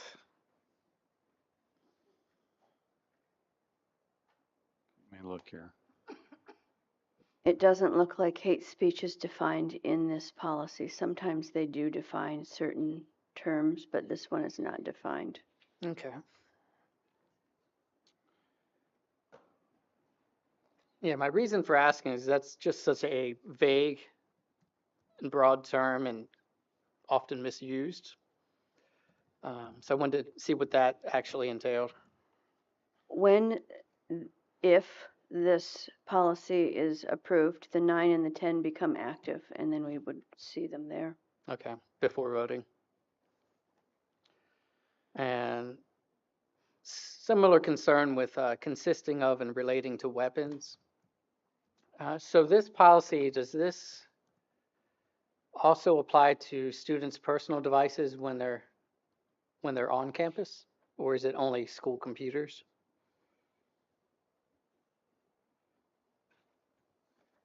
Who are you directing that question to? Dr. Cartwright, It's I suppose. always any school-owned device, School-owned devices. no matter where they are, Mhm. where they're using it. Okay. But it does not pertain to their personal devices if they're on the school network? I don't believe their school, personal devices can connect to the school network. Okay.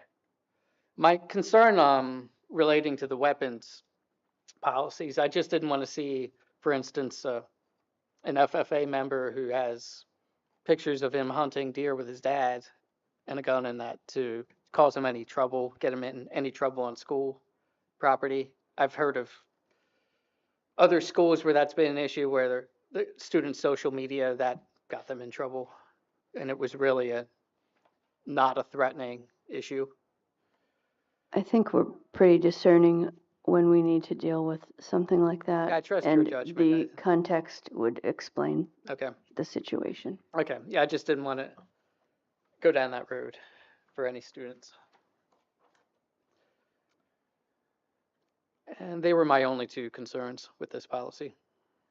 That brings up a good point. And I don't know what particular instance you're referring to, but there was an incident at Central probably just last school year that actually involved an event my son held that had to do with airsoft. And it was another student from the Central School District who was displaying a gun that he was interested in because of the airsoft events that my son held.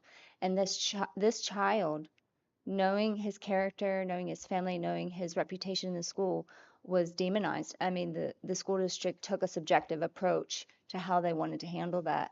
So maybe going forward, we do need to be careful to just put in a little extra, I don't know, just, just extra definition as to what we're outlining as far as the weapons and hate speech.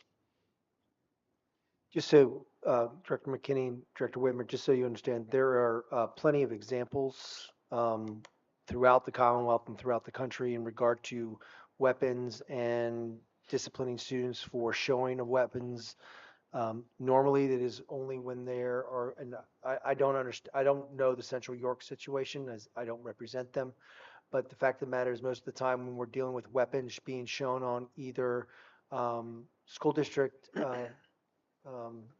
devices and or personal devices that are being disseminated to other students on TikTok, on those types of things. It's with also the threats that go along with it, such as, look what I just got, I'm going to bring it to school tomorrow. Those are more of the examples that we use, not the look at what, not at look at the 10 point that I just took down yesterday. And again, the airsoft thing, I have no idea what that one's all about, but we work in conjunction with the administration to make those determinations based on case law as well as just the actually what is being utilized on those websites. So there is some, we do work in conjunction with them and do a case by case analysis, and it's not just a straightforward, this is the way we're going to do it type of scenario. Yeah, and I don't even know that they consulted their solicitor in this decision, and the student was expelled for I a have no certain amount idea of of that days. regard, but just to understand that the administration is has very good communication with our office in regard to these matters because Yeah. of just dealing with them and making sure that we're not violating any rights of those students. And I don't have concern about our district No. doing that, but the fact that there is precedent set of it happening at all, it's sad. That precedent at Central York would not have any impact here on Dover because we're a different entity. And Yeah. so the fact of the matter is that since there are well-established decisions out there that we provide the guidance necessary for them to make the evaluation, and then we have those discussions as to whether or not we proceed going forward. So it is So not are you stays cut and saying dry. there's no way that we would need to add any more to the policy to define the weapons or the hate speech? Weapon is defined under the school code. There is a definition in regard to weapons and weapons being on property and what is deemed a weapon. And so that is already defined.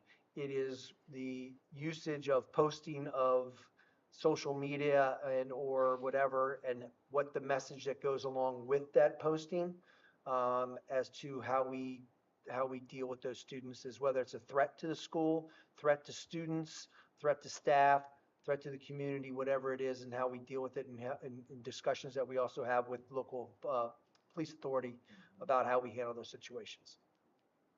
So it's not just a very cut and dry, zero tolerance with, if you put a gun on a social media page, we're going to do something about it. There's a lot that goes into it than just that. And Yeah. you want to have, and as you're well aware, when you look at these policies, Mr. McKinney, you want vague language, so for interpretation purposes, so it's not a direct, we have to do it this way. You want vague, so you have flexibility to, as you all are bringing up here tonight, so that you can have that evaluation. How is it used? How is it determined? Hate crime is defined by way of case law, just so you understand that as well. It might not be in the policy, but we follow the cases. It's basically, when you see it type of scenarios. So it's, you don't want to get too defined, because then if it's strict, then you don't have the then you're guided by that strict interpretation instead of giving you some vagueness to give you some flexibility in dealing with those issues. So that puts the judgment decision down at the lowest level, so it would be, The school district. Right. well, first it's going to happen in the school. So a teacher, whoever's reporting it or receiving a report, would make an initial determination. It would be worked through the system probably. I don't know how it gets elevated, goes to the assistant principal. There's a lot of communication between the principals and us Okay. with And regard again, to as I said, discipline. my favorite attorney answer, it depends on the severity. Yeah. You know, and then that really is it. If it's just I mean, we've had situations in the school district where, and to Director McKinney's example, I've had kids coming in from deer stands, driving right into the school district with a gun on their gun rack in the back of their pickup truck, completely forgetting that they are not supposed to have a gun on school district property. And in the past, when it was a zero tolerance for weapons on school district property, you would have to expel that student because they had a weapon. You also have farmers, you know, kids who work on a farm in the morning. They have their knives in their pockets. They forget about it. They just come right to school. They have a knife in their pocket, and you look at those and you'd be able to analyze. Okay, but there's really no threat. Yes, he had the weapon on school property, and we deal with that issue. But there's no longer the zero tolerance. There's just some flexibility, and with the way we write these, it gives that flexibility to the administration to deal with those. And as we talked about before, administrative probation, those types of actions that we can deal with. Right. Yeah, and I'd just like to give you a very clear example of my one son who took a butcher knife to school. He was in 3rd grade. Here's my birthday cake, and pulled it out of his backpack. The teacher, using common sense at that point, simply slid it into the pencil desk drawer, called me, and I picked it up 2 days later. I'd like to think that this administration has the common sense to know the difference on this stuff. Right. It gives that flexibility for your principals to deal with that situation. Director Hogan? Yeah, I'd like the clarification on the policy and how it's presented. So does this come straight from PSBA in terms of a recommendation, and we don't do any modification to it? This particular one did come to us from PSBA with the changes that you see in bold, and we accepted it. We are recommending that we accept it as is. Yeah, I was just curious because like some of these you can drill down and see the context of what the topic's about, and then others they're just like there's no hyperlink. So I mean, if I'm reviewing policy, it'd be nice to see exactly what some of these mean. And I'm not saying this is like something we did. It's just, you know, that's what I would like. Hate speech, I would like to see what 9 and 10 are, and you can't drill down. And so I'm going to vote on this, and then, you know. Yes, they don't become active until it's approved, correct, Mrs. Almond? Board members can see draft policies and they would come up for you under the draft policies. So you would be able to see that. With all the links that are functional. Whereas in the attachment may not, because some of these aren't functional. No, the attachment is a PDF, so you can't see the links. Right. Okay. So just as a process, the agenda item comes up, it's discussed, and if there's no motion, nothing happens with the agenda item. If there's a motion, and it's seconded, then we have to dispense with that motion in some way. So you're not compelled to do anything here tonight if you're uncomfortable, if you have additional questions. It has been recommended by PSBA, and this is one of my peeves. I don't like the fact that we put copyrighted PSBA at the bottom, but that's how it comes from PSBA. We could always take that off, but if this thing has been through first reading and second reading. Now, in fairness to this board, this is really our first business meeting, all right? But also in fairness to when this thing was proposed, it was proposed in time for us to see it and review it and discuss it. However, you asked some good questions tonight. One is about you know, the hate speech and the weapons and that type of thing. We got some clarification on, you know, having some vagueness from our solicitor. That makes sense to me. Give some discretion to the administration. I don't think they would be reckless in applying this. Hate speech, though, that term, we never even heard that term before, what, about 7 or 8 years ago, maybe 10 years ago. It's somewhat Orwellian in nature. It's been around probably for close to 50 to 60 years, the term hate speech. 50 to 60 years? Correct, yep. But not in the media where your average citizen, maybe in the legal world. In the legal world, it's been around for a long time. Okay. So how is it been problematic in defining hate speech, or is it evolving over time? It seems from a citizen. Over time, it can evolve over time as to additional, additional terms and additional phrases are added to what hate speech is. And that is usually determined through the court systems based on actions being taken by entities against individuals for that type of speech. Also, it can be defined through legislation, either through federal or state legislation. But you cannot, we just can't make up like that's hate speech. Right? That's just not, you know, if you sit there and, I'll give an absurd example. You can't sit there and say the Philadelphia Eagles suck, and that's considered hate speech, because that does not define, there's no discriminate, there's no attack after a certain group of individuals, there's no attack that are protected by law. You can't, you know, you have to look at and distinguish, was it directed at someone because of their race, their creed, their national origin, when it comes to their sexual, with their gender, those types of things, those would be deemed as hate speech if there's direction of I hate or I want to kill those. That would be it. It has to be something directed towards something that is a protected class under the law. So it's not as if it's just, oh well, I just think that's hate speech, so I'm going to make it hate speech. That's not the way this thing works. Even if the district tried to do something like that and it's not defendable, then you're going to have, you know, whatever action you take is probably going to be overturned because it doesn't does not meet the criteria of what hate speech is defined by either legislation and by the court system. Okay. All right, so as far as this agenda item goes, we can either move and second it, vote on it, and it passes with a majority. If we amend it, then it goes back to the first reading according to the policy. Does anyone else have any different opinion on that? I think it does go back to the first reading. So that means it would require, if we change it in any way, it means we would have to go back and do first reading, second reading again after it's changed, which adds another 2 months. So it's up to the board to handle this agenda item as you would like. We could have a motion to table it and take it up at the next meeting, or you can dispense with it however you would like.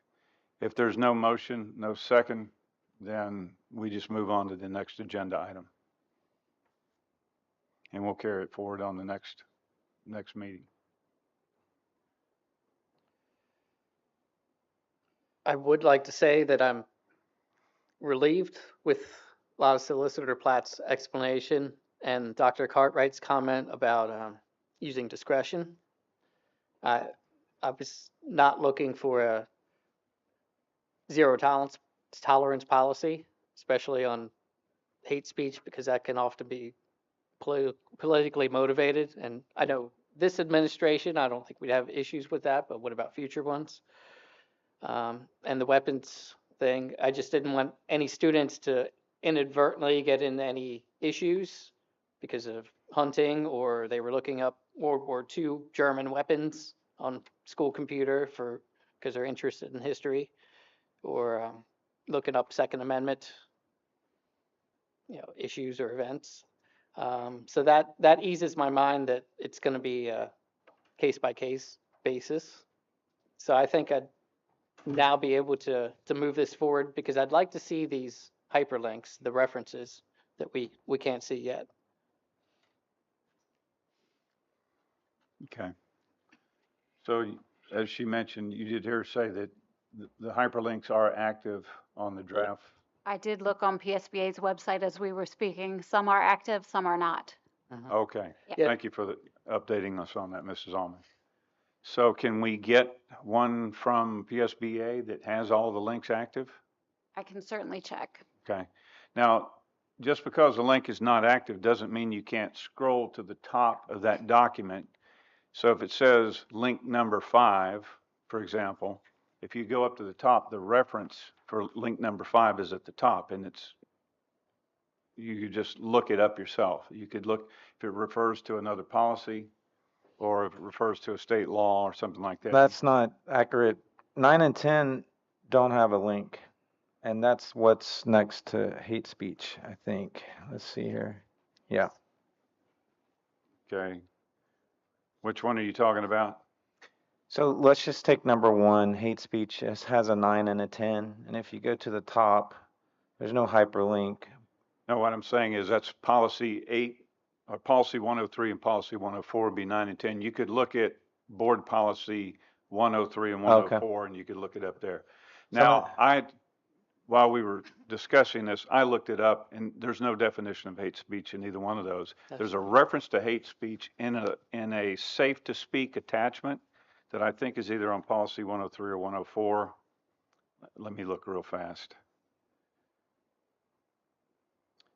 Well, I'm not going to be able to do that on the fly while I'm talking here, but there's an attachment that refers to hate speech and it's in a table towards the middle of the document, but there's no definition there. It just refers to hate crimes, slant speech. So what I recommend is if the board wants to give this additional consideration, that we either take no action today and we move this forward on the future agenda item. It will not require us to go through a second or first and second reading again. We decide to enact the policy after all of our concerns are,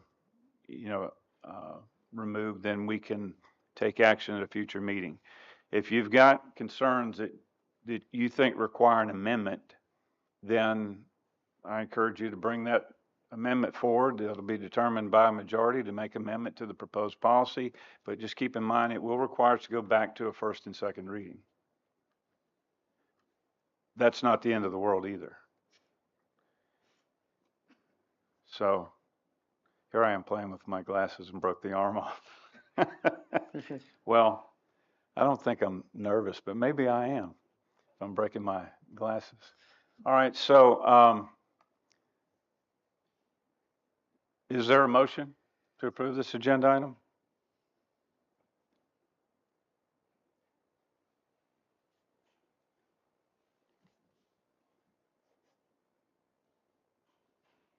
Okay, hearing none. We'll carry this forward to next meeting's agenda. Agenda item 13.05, resignation of Heidi Meese as a school board treasurer. Director Meese resigned. As you know, we discussed this during the planning meeting. She provided her reasons. This agenda item would be a motion to accept her resignation. I make a motion to accept Heidi Meese's resignation, 13.05. Moved by Director Hogan, seconded by Director Wolverton. Can you just make sure it's resignation as board treasurer? Yes, Just a resignation as school board treasurer. Just want to make sure that's clear. Yes, let me restate that then. We have a motion by Director Hogan for agenda item 13.05 to accept the resignation of Heidi Meese as school board treasurer. Thank you, Solicitor Pratt. And it's been seconded. Is that what you intended to second? That's correct. Okay. Seconded by Director Wolverton. Is there any discussion on this agenda item? Hearing none. Mrs. Allman, will you please open the voting?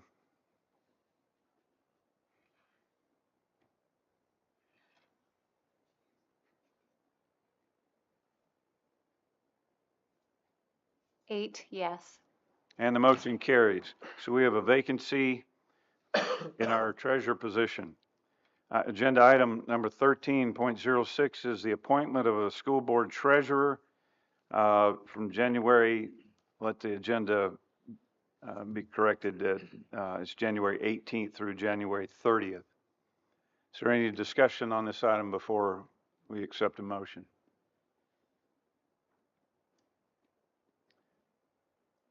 All right, are there any Say- nominations for the position of school board treasurer? Nominate Terry Amick. He's done it before. Requires no training in that manner. Okay, Director Amick has been nominated. Is there any other nominations?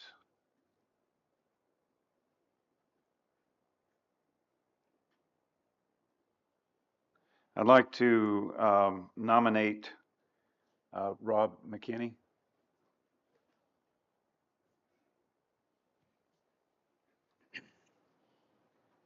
Are there any other nominations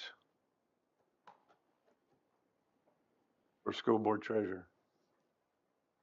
Okay, hearing none, I'll declare the nominations closed.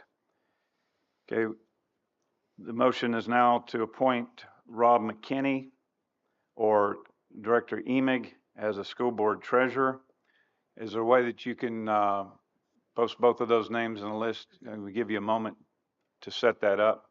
I'll just do a voice vote for that. Okay, that sounds fine. All right, before we do that, is there any discussion? I have a question.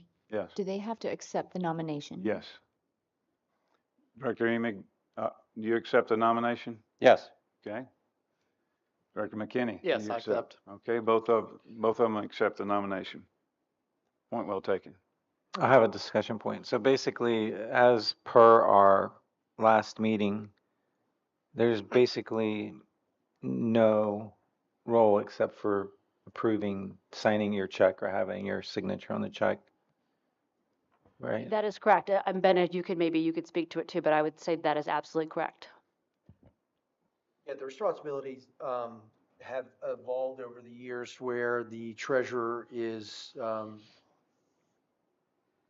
as we discussed last time, it's the same role as you as any board member, in very similar to what we did this evening about reviewing the treasurer's report, reviewing the bills, and just signing off as needed. You do have a policy here that requires the 3 signatures. Yes, we do. And that would be the treasurer signature will be along with President Conley's signature and the CFO's signature for those bills.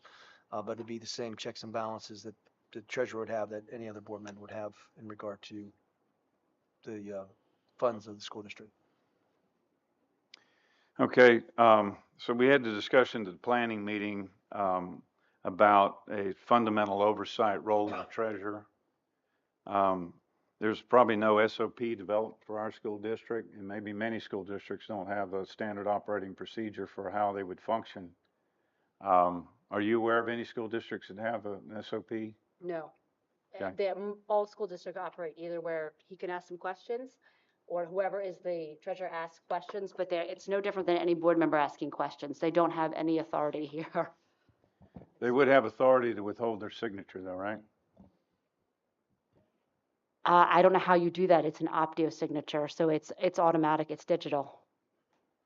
So that, If it's approved by the board, there's no option at that point in time, because the board is approved, and therefore the role would then be to sign to have the signature placed on there. so that brings up the issue of bonding. So state law requires that the treasurer and the secretary be bonded. Correct. So I checked with our CFO, and we have a $25,000 bond on our secretary. If we bonded our treasurer, it would be for a $25,000 sum. The cost of that policy is roughly $100 each policy, right? That's correct. And since it requires them to be bonded, Solicitor Pratt, why would a secretary be bonded and functional with protection of a bond? And why would, if there's no role for a treasurer, why would they have to have a bond? Statute requires them to have a bond. That's why. With no functional role? Correct. That's just what the statute states. So that's correct. The public school code is outdated and doesn't recognize modern business practice. I mean, case in point is you had an auditor come in tonight and tell you the audit. You have the 9 of you review everything, you vote on it here at a public meeting. You have laws that have been put in place to protect you as a school district and as school board members under the Political Subdivision Towards Claim Act, as well as with insurances that are provided to you. So the level of the bond, if it's 25,000, 10,000, whatever it is, there are already protections in place. Your errors, omissions, and everything else that goes along with it, as long as you're acting within your, as we've discussed before, as long as you're acting within your role as a board member, you're protected. So whether that bond is 10,000, 25,000, whatever it is, there's also protections out there in other avenues for anybody in the position, just like anybody who's a school board member, as your role and your fiduciary duty, as we've discussed when it comes to this passing of the bills and everything else. Mhm. So I noted that, so on our check register, there was, what, 25 pages or something like that of checks for each month. Is that about right? About how many transactions are we talking about, Mrs. Weaver? I wouldn't know off the top of my head. I'd have to do research. So let's say if there's 25 lines, 25 there, that's what, what's my math there? Is that 600, how much? 625, 525, what is it? 25 is 500, isn't it? Yeah. If I do my math right? Okay. We're probably not doing it. We're using old math. It doesn't work anymore. I don't have an abacus with me, so I can't figure that out. All right. So we're looking at a lot of transactions. They're being handled with automation through this administration systems. And so there's no role, we're being told, for a treasurer. It just doesn't seem or feel right. There has to be some function for them. No, you are correct in your analysis. You have to remember back in 1949 when the school code was put in place, there was 2,000, close to 2,500 school districts in the state of Pennsylvania at that time. There was different, you didn't have a CFOO, you didn't have a payroll administrator, you didn't have all those checks and balances, you didn't have computers, you didn't have all those things in place where as your auditor already explained to you this evening, where there's systems in place to protect you. So you did have an extra eyes, but you didn't have back in 1949 25 pages worth of bills that you're paying out either. Now it's automated. Now there's a system in place, and it is correct that the position is probably outdated based on just the way accounting has transformed, especially with all the auditors that come in place and your accountants that you hire to look over and make sure things are being done correctly. Back in the day, that was probably the role of Z from Boyer and Ritter. Probably was the treasurer back then, but now that's expanded because of just a board member being able to put the time in that Miranda does, as well as your business office, and then also your accountants would just be astronomical amount of time in today's society with all that that's going on. But it's the accounting world has expanded to take over that role. It's kind of like an honorary captain type of situation at this point in time. All right. So we, a little bit of research being supported by Mrs. Weaver. We have bonding for our tax collector, bonding for treasurer required, secretary, superintendent, business manager also bonded. No, that's just part of the statute if we chose it, but our board policy only says treasurer and board secretary. And the board secretary. Okay. Tax collector, I'm assuming, is bonded somehow, right? Yes, but it's a different type of bonding. Different type of bond. It's not a yearly bond. It's over usually a 3 to 5 year period, and it's obviously more costly. Right. All right. The board members are also covered by a crime protection policy. That's correct. That's for $1 million. That's correct. I mean, that's a very ballpark. I mean, there's a lot of nuances that go along with that, Right. that are attached to that. That's, That would be for some type of malfeasance and derelict. Errors and omissions, correct. Right. Okay.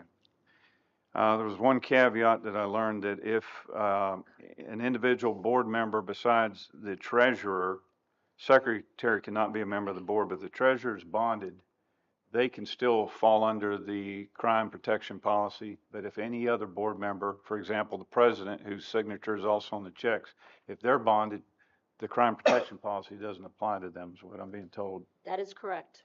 Yeah. All right, so So we have, what I'll refer to as, sticky wicket here, to borrow a British phrase. We're required by law to have a treasurer, right? The treasurer could also be the assistant, could be Misty, and it is in a lot of districts. Yes. Could be a board member or it could be a non-board member. Correct. So I think my recommendation here, before we take this up, is that we do some additional research and make sure we're very comfortable. We have two individuals that will accept the duties, but I'm not sure I'm completely comfortable with putting them in a position like that without a functional role. It seems to me, if you're going to use somebody's signature, they should have some type of functional role. Now, I'm saying that knowing that my signature is going to be on checks with no role. No. So, I mean, Correct. it's cumbersome.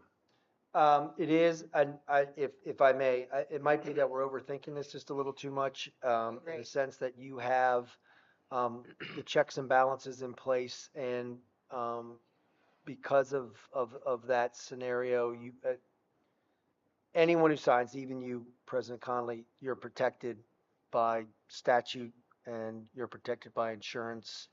And so, even as you saw this evening with your auditor's report, there's no concerns. They gave you a pretty good, they gave you a great audit. So the checks and balances that Miranda has in place, and Miranda's really required to have in place, as well as the checks and balances your banks have in place. The honorary signature is not a huge liability issue as one may think it is, going forward. That's just my opinion, but I'm just giving you that based on 30 years of dealing with schools. It's kind of like the director of the treasury having their signature on a $1 bill. Exactly. They don't have any culpability in how you spend that. Nope. Okay. You also have two CPAs, and I know for myself and Misty as well, we would never jeopardize our license for anything. Right. Okay. Duly noted. So the board has this agenda item to appoint a treasurer. We have two people that have been nominated, have accepted the nomination. How would the board like to act? I'd like to call the vote. Okay. Are you making a motion to Yes. call the vote? I'm seconding it. Okay. It's moved and seconded. Motion by Director Hogan, seconded by Director Wolverton. Is there any further discussion? Should the nominees recuse themselves from voting, or? No. Okay. Okay. Any other discussion? I just want to know, is the single role of the treasurer to sign checks? Or do they have more responsibility to analyze and No. They do discern? not. No,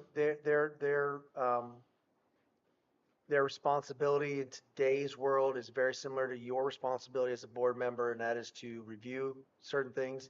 Very similar to what Mr. McKinney did this evening, asking questions about certain entries. That's the same, you have, as a board member, have the same right to ask the same questions. And that's just the same role that you have as a board member.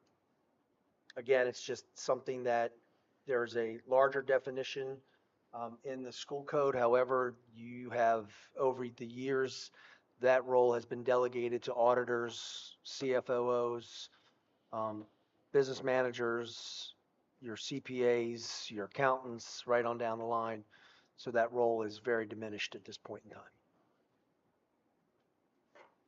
Okay. Any further discussion? It's a 1-year role, right? Actually, this one's only for till June of this year, because you're supposed to appoint a new treasurer every May. Right. Yes, Yeah, Director. just some McKinney. procedural questions. How often do you do check runs? Are they weekly? Weekly, yes. Okay. Would it be unreasonable to have a check register fired off to the treasurer when you do a check run, just to look it over, instead of waiting till the end of the month? I could speak to our staff, but I mean, as long as you would look at it immediately when we send it to you, because we need to get the bills out the door because of discounts, penalties, utilities. Okay. Well, yeah, I was under the impression I would have no approval role in it anyway. So You wouldn't have a just proof of role in it. after you do your check run, just send off a check register for review. Yes, Okay. yes, we would still send the bills out, but if you had questions, yes. Okay. Yeah, I think that's reasonable. Reasonable. It is. All right, any other discussion?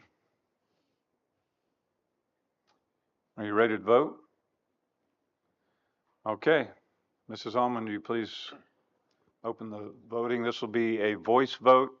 As your name is called, please state either Director Emig or Director McKinney. Depending on who would you like to vote for, you can also abstain. Mrs. Almond. Director Emig, Director Amick. Director Hogan, Director Amick. Director Kindig, Director McKinney. Director McKinney, Director McKinney. Director Miller, Director McKinney, Director Whitmer, Director McKinney. Director Wolverton, Director Amick. and President Conley. Director McKinney.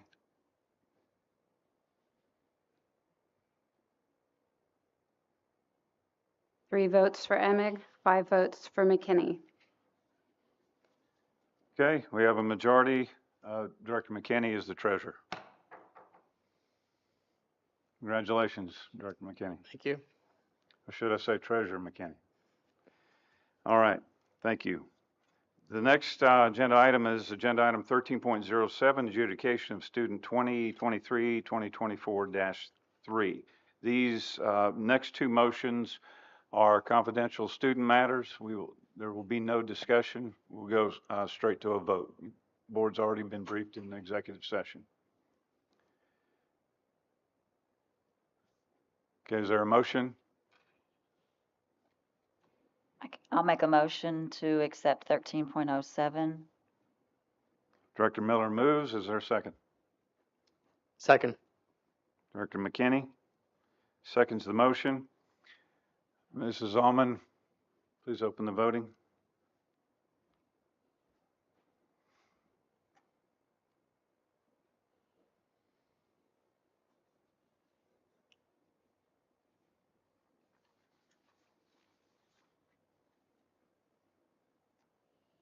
Eight yes.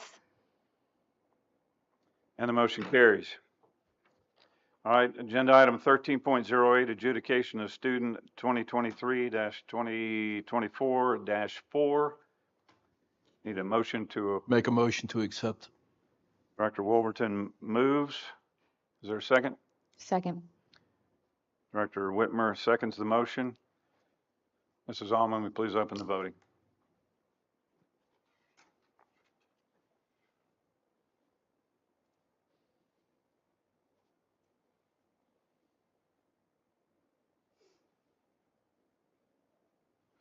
Eight yes. And the motion carries. All right, we have discussion items, section number 14. This will be briefings. So we have a discussion item by by Vice President Kindig on earned income tax. Mr. Kindig. On the earned income tax, the first step would be to form the tax commission. That would be 5 to 9 members of the community. The commission would have 90 days to gather information and return it to the board with recommendation. For now, I would just like to open it up to the board for discussion or comments. Is this something you're interested in pursuing? Because if the majority is not interested in pursuing it, we're just wasting our time. So just like to hear what the comments from the board might be on this. It's open for discussion. So my question is, the .9 that we're at, with any type of change in the tax rate, that's gonna be higher? Because it's going from a Yeah. property to an income? Well, there's a break-even analysis you'll have to do because it's going to be a homestead farmstead exclusion. So if you have a house, you have a property that's worth 100,000 versus 500,000, the property owner still gets the same amount of money. So if you are working, you would have to do the break-even analysis to determine if you're going to be the winner or the loser on that end. So that, where it says Dover .9, that's gonna go higher because, Yes, it is. yeah, I'm not interested. Yeah. And also, please keep in mind, this is a referendum item, so there's a high possibility we could go through all this and still get it voted down. So the case here to be made is, the only way I think you could gain public support is if you raise the earned income tax, which is, I think is embedded in your proposal, and lower property tax as an offset. So that, you know, the widows and the retired folks in the community aren't getting increased taxes every year on their property, which amounts to rent on the property that they supposedly already own.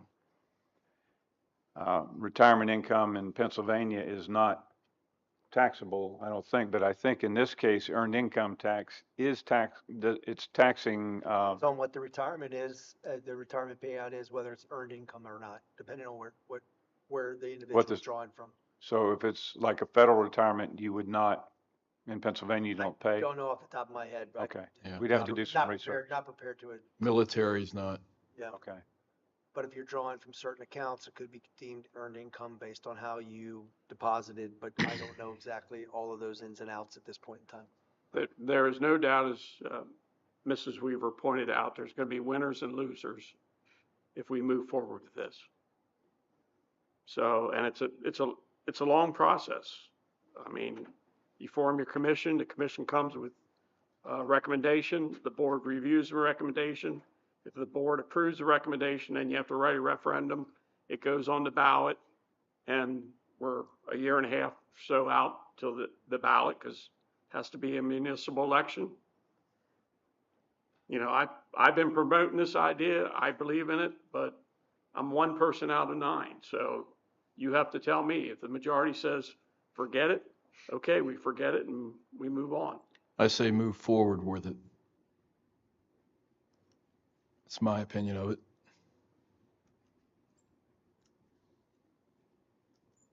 Any other opinions? Well, I'm just curious, is the commission able to do any type of analysis without us having to decide if we want to do the referendum? Can we just have somebody come and do an analysis? That's part of the commission's job, is to come to you with what then they can come to you and tell you not to do it, by the way. Yeah. Then it's your decision as a board whether to approve it or not, as to put it on a referendum. Would it be wise to just get more data and input from other sources at this point to continue the discussion? You could, but for it to be a referendum, you have to go through this process that is outlined. You have to have the commission has to convene, gather the information, come back to you with a recommendation. You all have to vote on it, and then it has to go on the ballot in 2025 to take effect for taxes beginning in 26, 27. So my question is, are we up against a deadline immediately that we Once need you- to make this decision? Okay, so that's why I'm asking. Well, would it once be you start the wise- commission, you have 90 days. They have 90 days. So The commission. you can do all the analysis you want. I don't know. Director Kennedy, I don't know what date we'd have to get started in 2025, but you'd have to have it on the ballot at least 60 days prior to the election so they can get it on the ballot. Will, I'm sorry, will go the ahead. commission cost money? Is there an expense to bring this analysis, this commission? And Not that I'm aware of, because it's volunteers from the community, and you're only allowed to have one board member, but it would be volunteers. It'd be their time and energy and efforts. So they're not professionals? No, Those are community members. Have you been through this before, Miranda? yes. Can you enlighten us on what you experienced then, or what you saw happen? Typically, um, typically, if you look at the school districts in Pennsylvania who have done this for this reason, they're typically shot down at referendum because you do have the working class people that will come out and they'll vote it down. That's typically what's been seen. Some have gotten pushed through. I would be lying if I didn't say that, but typically this gets voted down. This will become a very hot topic. I'm talking about the whole process, like how the commission's formed. Like, have you witnessed that process? No, I've spoken to other of my colleagues and I did research. So it is, as they said, it could be five, I thought it was 5 to 7 members of the community, and they have to be socioeconomically, they have to make up the district. So you can't just have all retired. You have to have a huge range of different type of people to sit on this for it to truly be valid. And then they're the ones who do all the work. Do they volunteer? Is Yes, that they how- volunteer. So you do some type of survey. Would you want to volunteer? And how many are we looking at? How many people? 5 to 9. 5 to 9.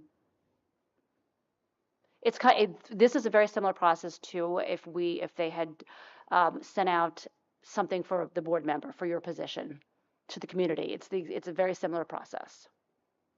You advertise, you put on the website, you interview. It's a very similar process. But the requirement is you have to have you have to have a range of individuals. It just can't be one group in No. your community. So you're collecting personal data, income, salary, or Well, no, you'll get that, property? you can get the income all from the county and everything else, but it's more of looking at, what they're gonna be looking at is what is the impact going to be to go from, 0.9 to 1. Right, correct. 1.0. What is that going to generate? And then what's the reduction going to be? And then making a determination if that's even worth it. And because obviously with EIT, that's based on your earned income. It's not a fixed amount. That's like a property assessment or something like that. So you'd have to determine increases in income, the impact that you have on the community, and then once that comes through, they come to you with the recommendation, and then you'd have to prove it, and then you'd have to sell it, meaning you'd have to go out and say, hey, people, let's vote to raise your earned income so you can reduce your property taxes. So this is essentially what happened in 2016. Is that when they raised it? No, there was another tax that was disbanded, and I don't believe it had to go to referendum at that point. Since I wasn't here, I can't speak to it. That's my understanding at a very. There was no referendum for the increase that No, we because had? there was another tax that was disbanded, and so because of the disbandment, I believe, again, I wasn't here, but that's the information I've gathered. Are you talking about when the original extra 4/10 was added? Yes, there was that's what I was told. What I recall is that was on the ballot. And it could, again, I don't have any information in my files, so I'm just talking to people to try I to believe gather. that was put on the ballot and the voters approved it, but you had a per capita tax that went away. You had an occupational tax. They used to charge you by your occupation. That went away and was replaced by the earned income tax. I ran some figures to look at what's going on in York County. According to the website I used, the average home in Dover is $168,000, and the average wage in Dover is $70,000. I don't know how accurate that is, but I ran the numbers on that, and that person in an average home, average salary, their taxes would go down by about $40 or $50 a year under this proposal. So if their taxes go down, somebody else's taxes are going to go up because this thing basically is a break even for the school district. So there's winners and losers. So I feel that, you also have wealthy people who have land who not necessarily working who are going to benefit. That is correct. And I also feel that those who are in need, who might need a tax break have options today that they can apply for. So my personal opinion is not to put down your efforts, but it's a distraction on, I think, what we need to be doing, moving the school district forward. That's my personal opinion. I mean, it's nothing No, against what you're trying to do, but that's Alan, what, I'd rather decide it tonight than spend months working on this thing and then it gets voted down. And, you know, why did we spend the time? If we want to look at it, you know, I'm willing to do it, but I'm asking the question and let's try and come to, you know, for those people that have their mind made up, let's put it out there and then we know where we're at. I don't think it's going to be passed. I think if it was voted on, it wouldn't be approved. With the way the economy is right now, we can just only hope it's going to get better, but I don't think people are going to approve. They're going to hear a tax increase, and that's what they're going to go by. But my concern is, you started your discussion with, we have a $4 million deficit, and that's my concern. What are we going to do? You know, so I appreciate you taking the time to come up with an option. But in my heart, I don't think it would go anywhere. That's just my opinion. It's true, though, wages have gone up. I was looking at some data from just before COVID, and it was, I think the average wage here was like in the $47,000 range, but prior to COVID. So in just those few number of years, you probably have some historical data on that. And maybe I was looking at a different source, but it seems that wages have gone up. Along with the cost of living, so. Well, Yeah, Along with the cost not of with the living. rate of inflation, I don't believe. Yeah, I would agree with you, not with the rate of inflation. No. We collected, if you look at the auditor's report, we collected 200,000 more in property tax than we thought we would. And we collected 500,000 more under the earned income tax than we thought we would. Because if you think back in the last year, wages have just gone through the roof in a lot of places. But again, you know, there's going to be winners and losers, so I'm okay either way. And then, Mr. Kindig, just so you know, I adjusted the budget for 23-24. I didn't use the same budget style as my predecessors, so you won't see that overage in real estate taxes this year.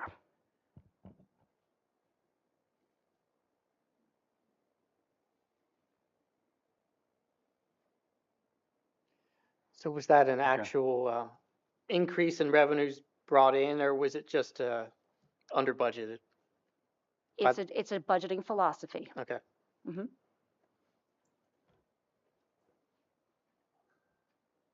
So what you're really saying there is you're making what you're going to consider an accurate, honest evaluation of potential revenue based on real estate taxes. I wouldn't phrase it that way. I would just say that previously that in the district, the board had a different philosophy and administration had a different philosophy than I do. So that's what I would say. It was just a different budgeting philosophy. Okay. So All does right. that help us or hurt us? Yeah, hopefully you're not going to see the swings. Well, Craig, I have to agree with you. I'd like to see more of this based on the mere fact of the number of apartments and townhouses that are going in this township. That's how I feel about it. Which requires research. And So what we really need is information. Correct. Understand that the timeline hasn't started yet. And I'd hate to say to Director Kindig, you have to do more research on this, but he seems to love it. And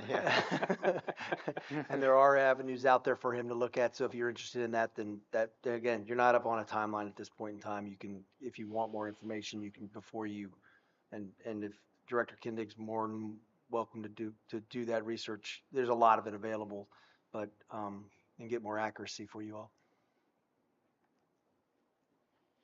I think more information is what we Yeah, need. yep, fine. This time next year, you'll be under a time crunch, but right now you're not. Okay, all right. Any other discussion on this item before we move on? I think it's worthy to evaluate it. 'Cause we heard when we were campaigning property taxes, everybody's concerned about it. So if we can find a way to reduce it for a large segment of Dover, it's worth exploring that option. Right now, I think we have more pressing issues coming right out of the gate as a new board, the budget mainly, and some other issues we want to take care of. But I'd say get it, more information and push it off in the future. We'll look at it again, I think. Okay, anything else? I just want to say thank you for the cookies. Okay, Don't know where all right, they so, came from, but they look yummy. yeah.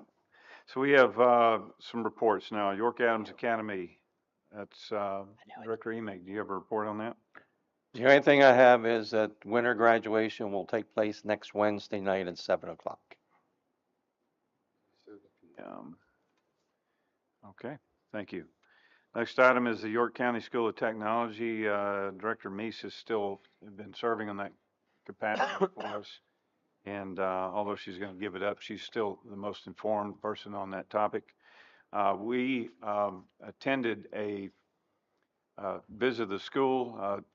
Dr. Cartwright arranged that for us, and four of us, right? Went down, and it's an exceptionally impressive facility in the program. So we very appreciative of that, Dr. Cartwright, for setting that up for us. We don't have any additional information on this. Anybody have anything? All right, next one is the LIU Special Education. Any report on the LIU? Does anybody have anything? Next one is legislative. Is anything from legislative? I can report a little bit. I have a Yes. few bills just to highlight, but I'll start with electric school buses. That was tabled in December. And from what I'm hearing, they don't foresee that going anywhere in the future because of the different. Terry agrees. Don't count on it. Yeah, the difficulty they're even having at the moment with electric vehicles and the cold weather. So I think that'll stay tabled. And there was House Bill 1743 that has to do with school director training. They want to allow for professional organizations to implement the required training for elected school board officials instead of just having one organization to do that. And Do you know who introduced that? yes, it's Madden. Madden? Madden. Okay. Maureen Madden. Okay. And the last one is Representative Barb Gleim is going to be introducing a cell phone policy, personal device bill, to help with addressing distractions of personal cell devices in schools by students. So, You know what this is intended to do? Is it curtail their use in the schools? yes. Okay. All right. That's all I have. Thank you. Any questions? President Connolly, if I could just add, understand that the budget, the governor's budget is going to be addressed in a couple of weeks. The interesting thing to pay attention to is based on the court decision as to whether or not they are going to be upping the amount of money that they're going to provide school districts. If they do not supply or it does not supply the increases that were addressed by the courts, that you're probably going to see some major movement on action against the state for still not funding school districts to levels, but that's something that you need to pay attention to. And if someone was going to talk about that, I apologize for stepping on your toes, but we've been talking about this at a number of school board meetings. No, So, thank you for bringing that up.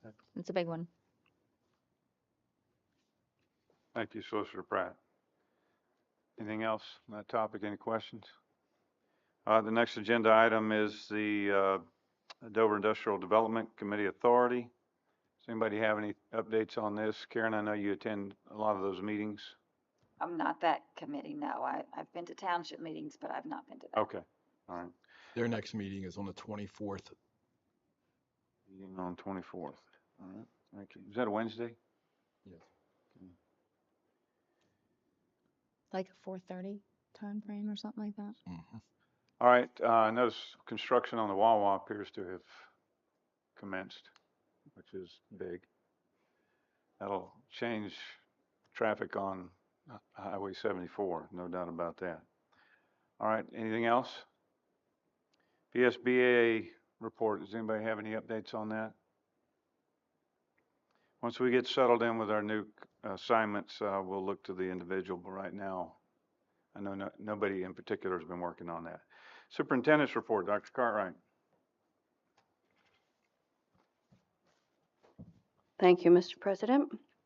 The Counseling Department thanks the faculty, staff, and Dover community for your support in this year's Spirit of Giving program. 165 sponsors brightened Christmas Day for 268 of our students. Brianna Barnes, Tyler Dahl, Ethan Ortega, and Noah Taylor all worked hard to accomplish their goals and recently graduate from York Adams Academy. Some of them will be at this ceremony next week. Derek Pearson, Landon Farley, and Landon Milo won this year's Dover Robotics competition. They won 2 individual events out of 6 and 1 overall. This was our annual robotics competition, which is open to any area schools. Gettysburg and Kennerdale sent teams this year. Congratulations to the Dover team. Congratulations to Phoenix Calhoun, Abby Linebarrier, and Noah Johnson for being selected as PMEA District 7 Band. FFA students attended the 95th Midwinter Convention at the Farm Show this year. Congratulations to the following students who earned their Keystone degrees, the highest FFA degree in Pennsylvania. Jace Corbin, a 2023 graduate, Brianna Donay, Lindsay Knobb, Travis Smith, Faith Sterner, a 2023 grad, and Willow Smith. Congratulations to the FFA members who received their first FFA jacket, 970 jackets, a new national FFA record. Mackenzie Garver, Madison Kennemore, Dylan Simpson, Tyler Knobb, and Lainey Ziegler. DECA students competed at the DECA District 5 Career Development Conference, as was mentioned early in our meeting this evening. I'm trying to scroll and it's not working very well. The District 5 Career Development Conference was held at Messiah College.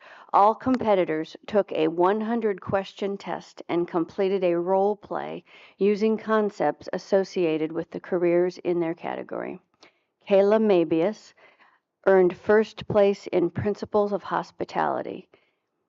Daniel Smith earned first place in Principles of Marketing. Tressa Slater and Alexis Geyer first place in Sports and Entertainment Marketing.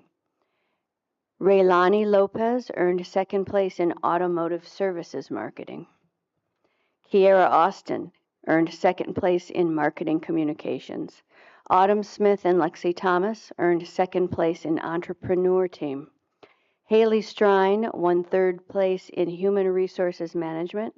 Maddox Miller and Ian Palazzotto earned third place on the Marketing Management Team. Congratulations to Ava Cataldi, sophomore basketball player, Mason Hockenberry, a junior swimmer, Carter Hoffman, a sophomore wrestler, and Tristan Thomas, a junior swimmer, for their nominations as Game Time PA YAIAA Athletes of the Week. Congratulations to Taylor Toohey and Eva Mavula for their performances at the Southwestern Diving Invitational. Taylor earned first place and Eva placed 7th. Taylor Toohey also placed first place in the diving competition at the Dover Eagle Diving Invitational on December 1st. Congratulations to our varsity wrestlers for their individual performances at the Donegal Holiday Tournament. Carter Hoffman earned first place at 114 pounds. Lincoln Decker earned third place at 133 pounds. And Max Schiffauer earned fifth place at 139 pounds. The Dover Area Unified Bocce Team would like to invite all members of the Dover Area School District to join us for the 2024 Special Olympics Polar Plunge. This exhilarating event will take place on Saturday, January 20th at Gifford Pinchot State Park. Registration begins at 10 a.m. with the plunge starting at noon. Proceeds from this event will go to Special Olympics Pennsylvania. Special Olympics Pennsylvania provides opportunities for over 13,000 athletes with intellectual disabilities to participate in sports they love to play. I have not heard if that is still on with the pending weather. It is. I'm participating, and it still is on as of right now. I'm happy for you. In honor of school board's commitment to our students, schools, and communities, the Pennsylvania School Boards Association, PSBA, has designated January as School Board Director, excuse me. I'm still hung up on her getting cold in cold water Saturday. Excuse me, I'm going to start over. PSBA has designated January as School Director Recognition Month. Pennsylvania Public Schools educate nearly 2 million students, including the 3,300 students in Dover Area School District. The 9 members of each local school board are a vital part of the district's team, making informed decisions that lead public schools and provide opportunities for every student to succeed. School directors devote an average of 10 volunteer hours each month to the challenging and complex responsibilities of board business, including voting on budgets, adopting policy, and conducting comprehensive planning. Research shows that school board actions have a direct effect on student achievement. Therefore, it is crucial that boards engage in actions to increase their effectiveness for the betterment of the students they serve. I do have certificates to hand out at the end of the meeting. And last but most certainly not least, I'd like to recognize and thank the teachers and administrators who have submitted their retirements for the end of this school year and have served Dover Area School District for a combined total of 145 years. Bobby Strasbaugh, 38 years. Doug Hoover, 35 years. Kathy Geyer, 31 years. Cora Kunkel, 22 years. Teresa Warren, 19 years. We expect to receive maybe a couple more retirements by the February 1st deadline, so I will be mentioning some others at the February meeting, most likely. That concludes my report. Thank you. Thank you, Dr. Cartwright.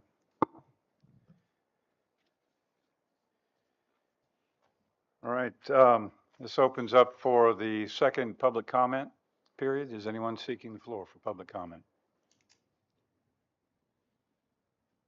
We kind of blew past the observation and Hold on a comments second. provided by This board public, members. this is public comment.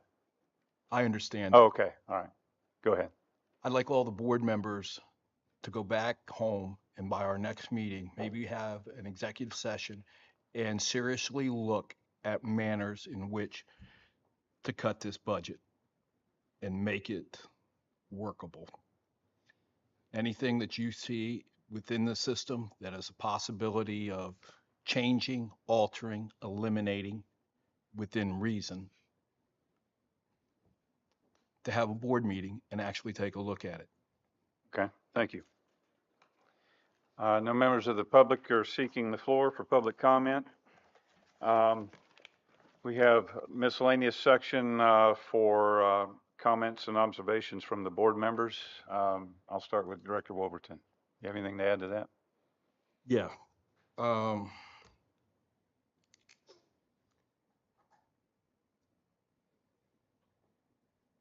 I actually spoke to an employee of the district today who was telling me point blank, there's an individual, again, refused to identify, telling teachers not to talk to board members. The teachers have concerns, and apparently somebody is actually directing them not to talk to us. Made it very clear we're open to talk to them. I made it very clear that a comment that I had shared in here last meeting, I personally had a conversation with Dr. Cartwright, and there's no reason not to. It's one of those type deals. I'd also like to, at the end of this, have a one-on-one with Dr. Cartwright over something that was brought up. And You asking for an executive session?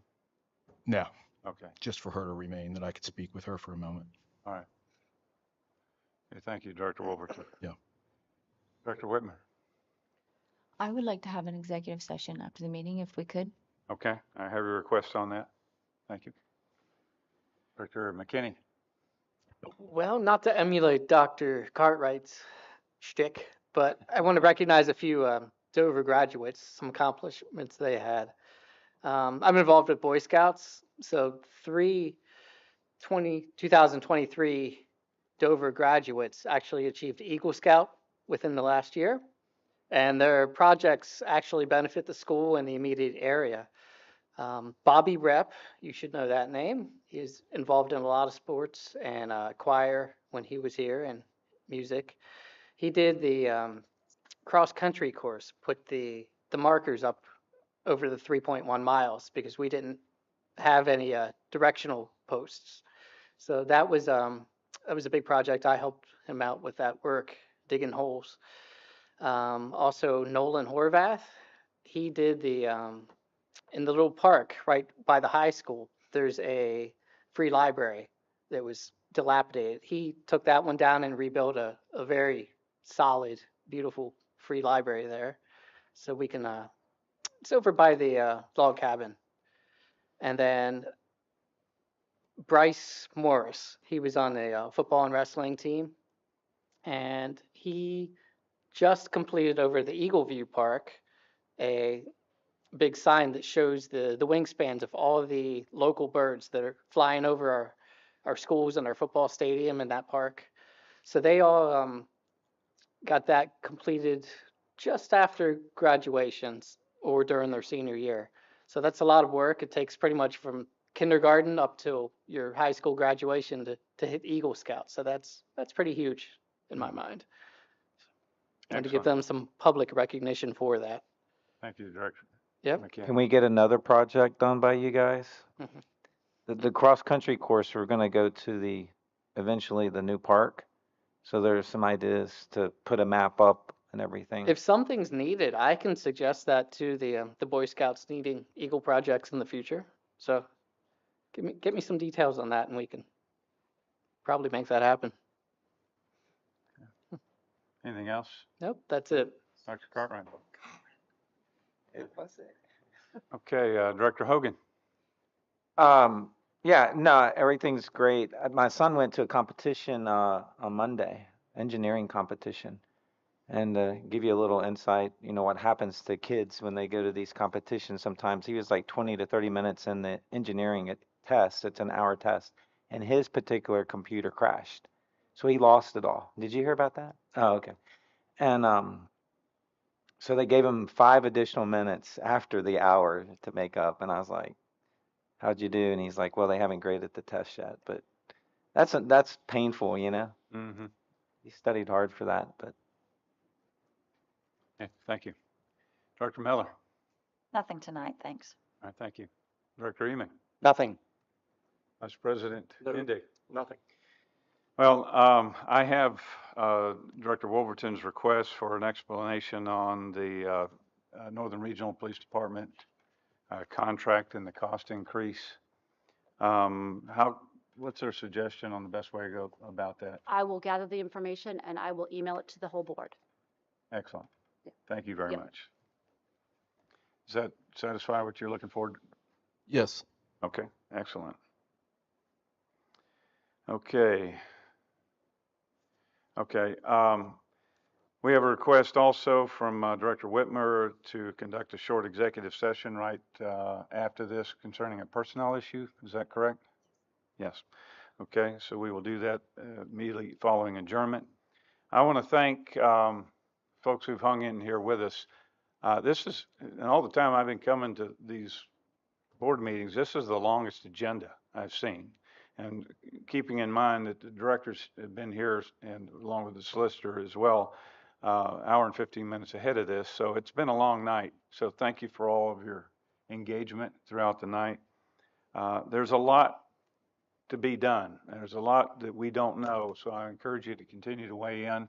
I know a lot of you are taking advantage of the invitations to go visit the classrooms. I encourage you to continue to do that.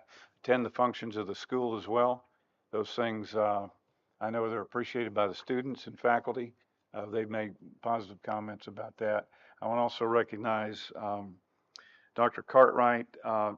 Every single thing that we've asked for in terms of gaining familiarization with the district, she's provided and done a lot of legwork along with her staff to make those things happen.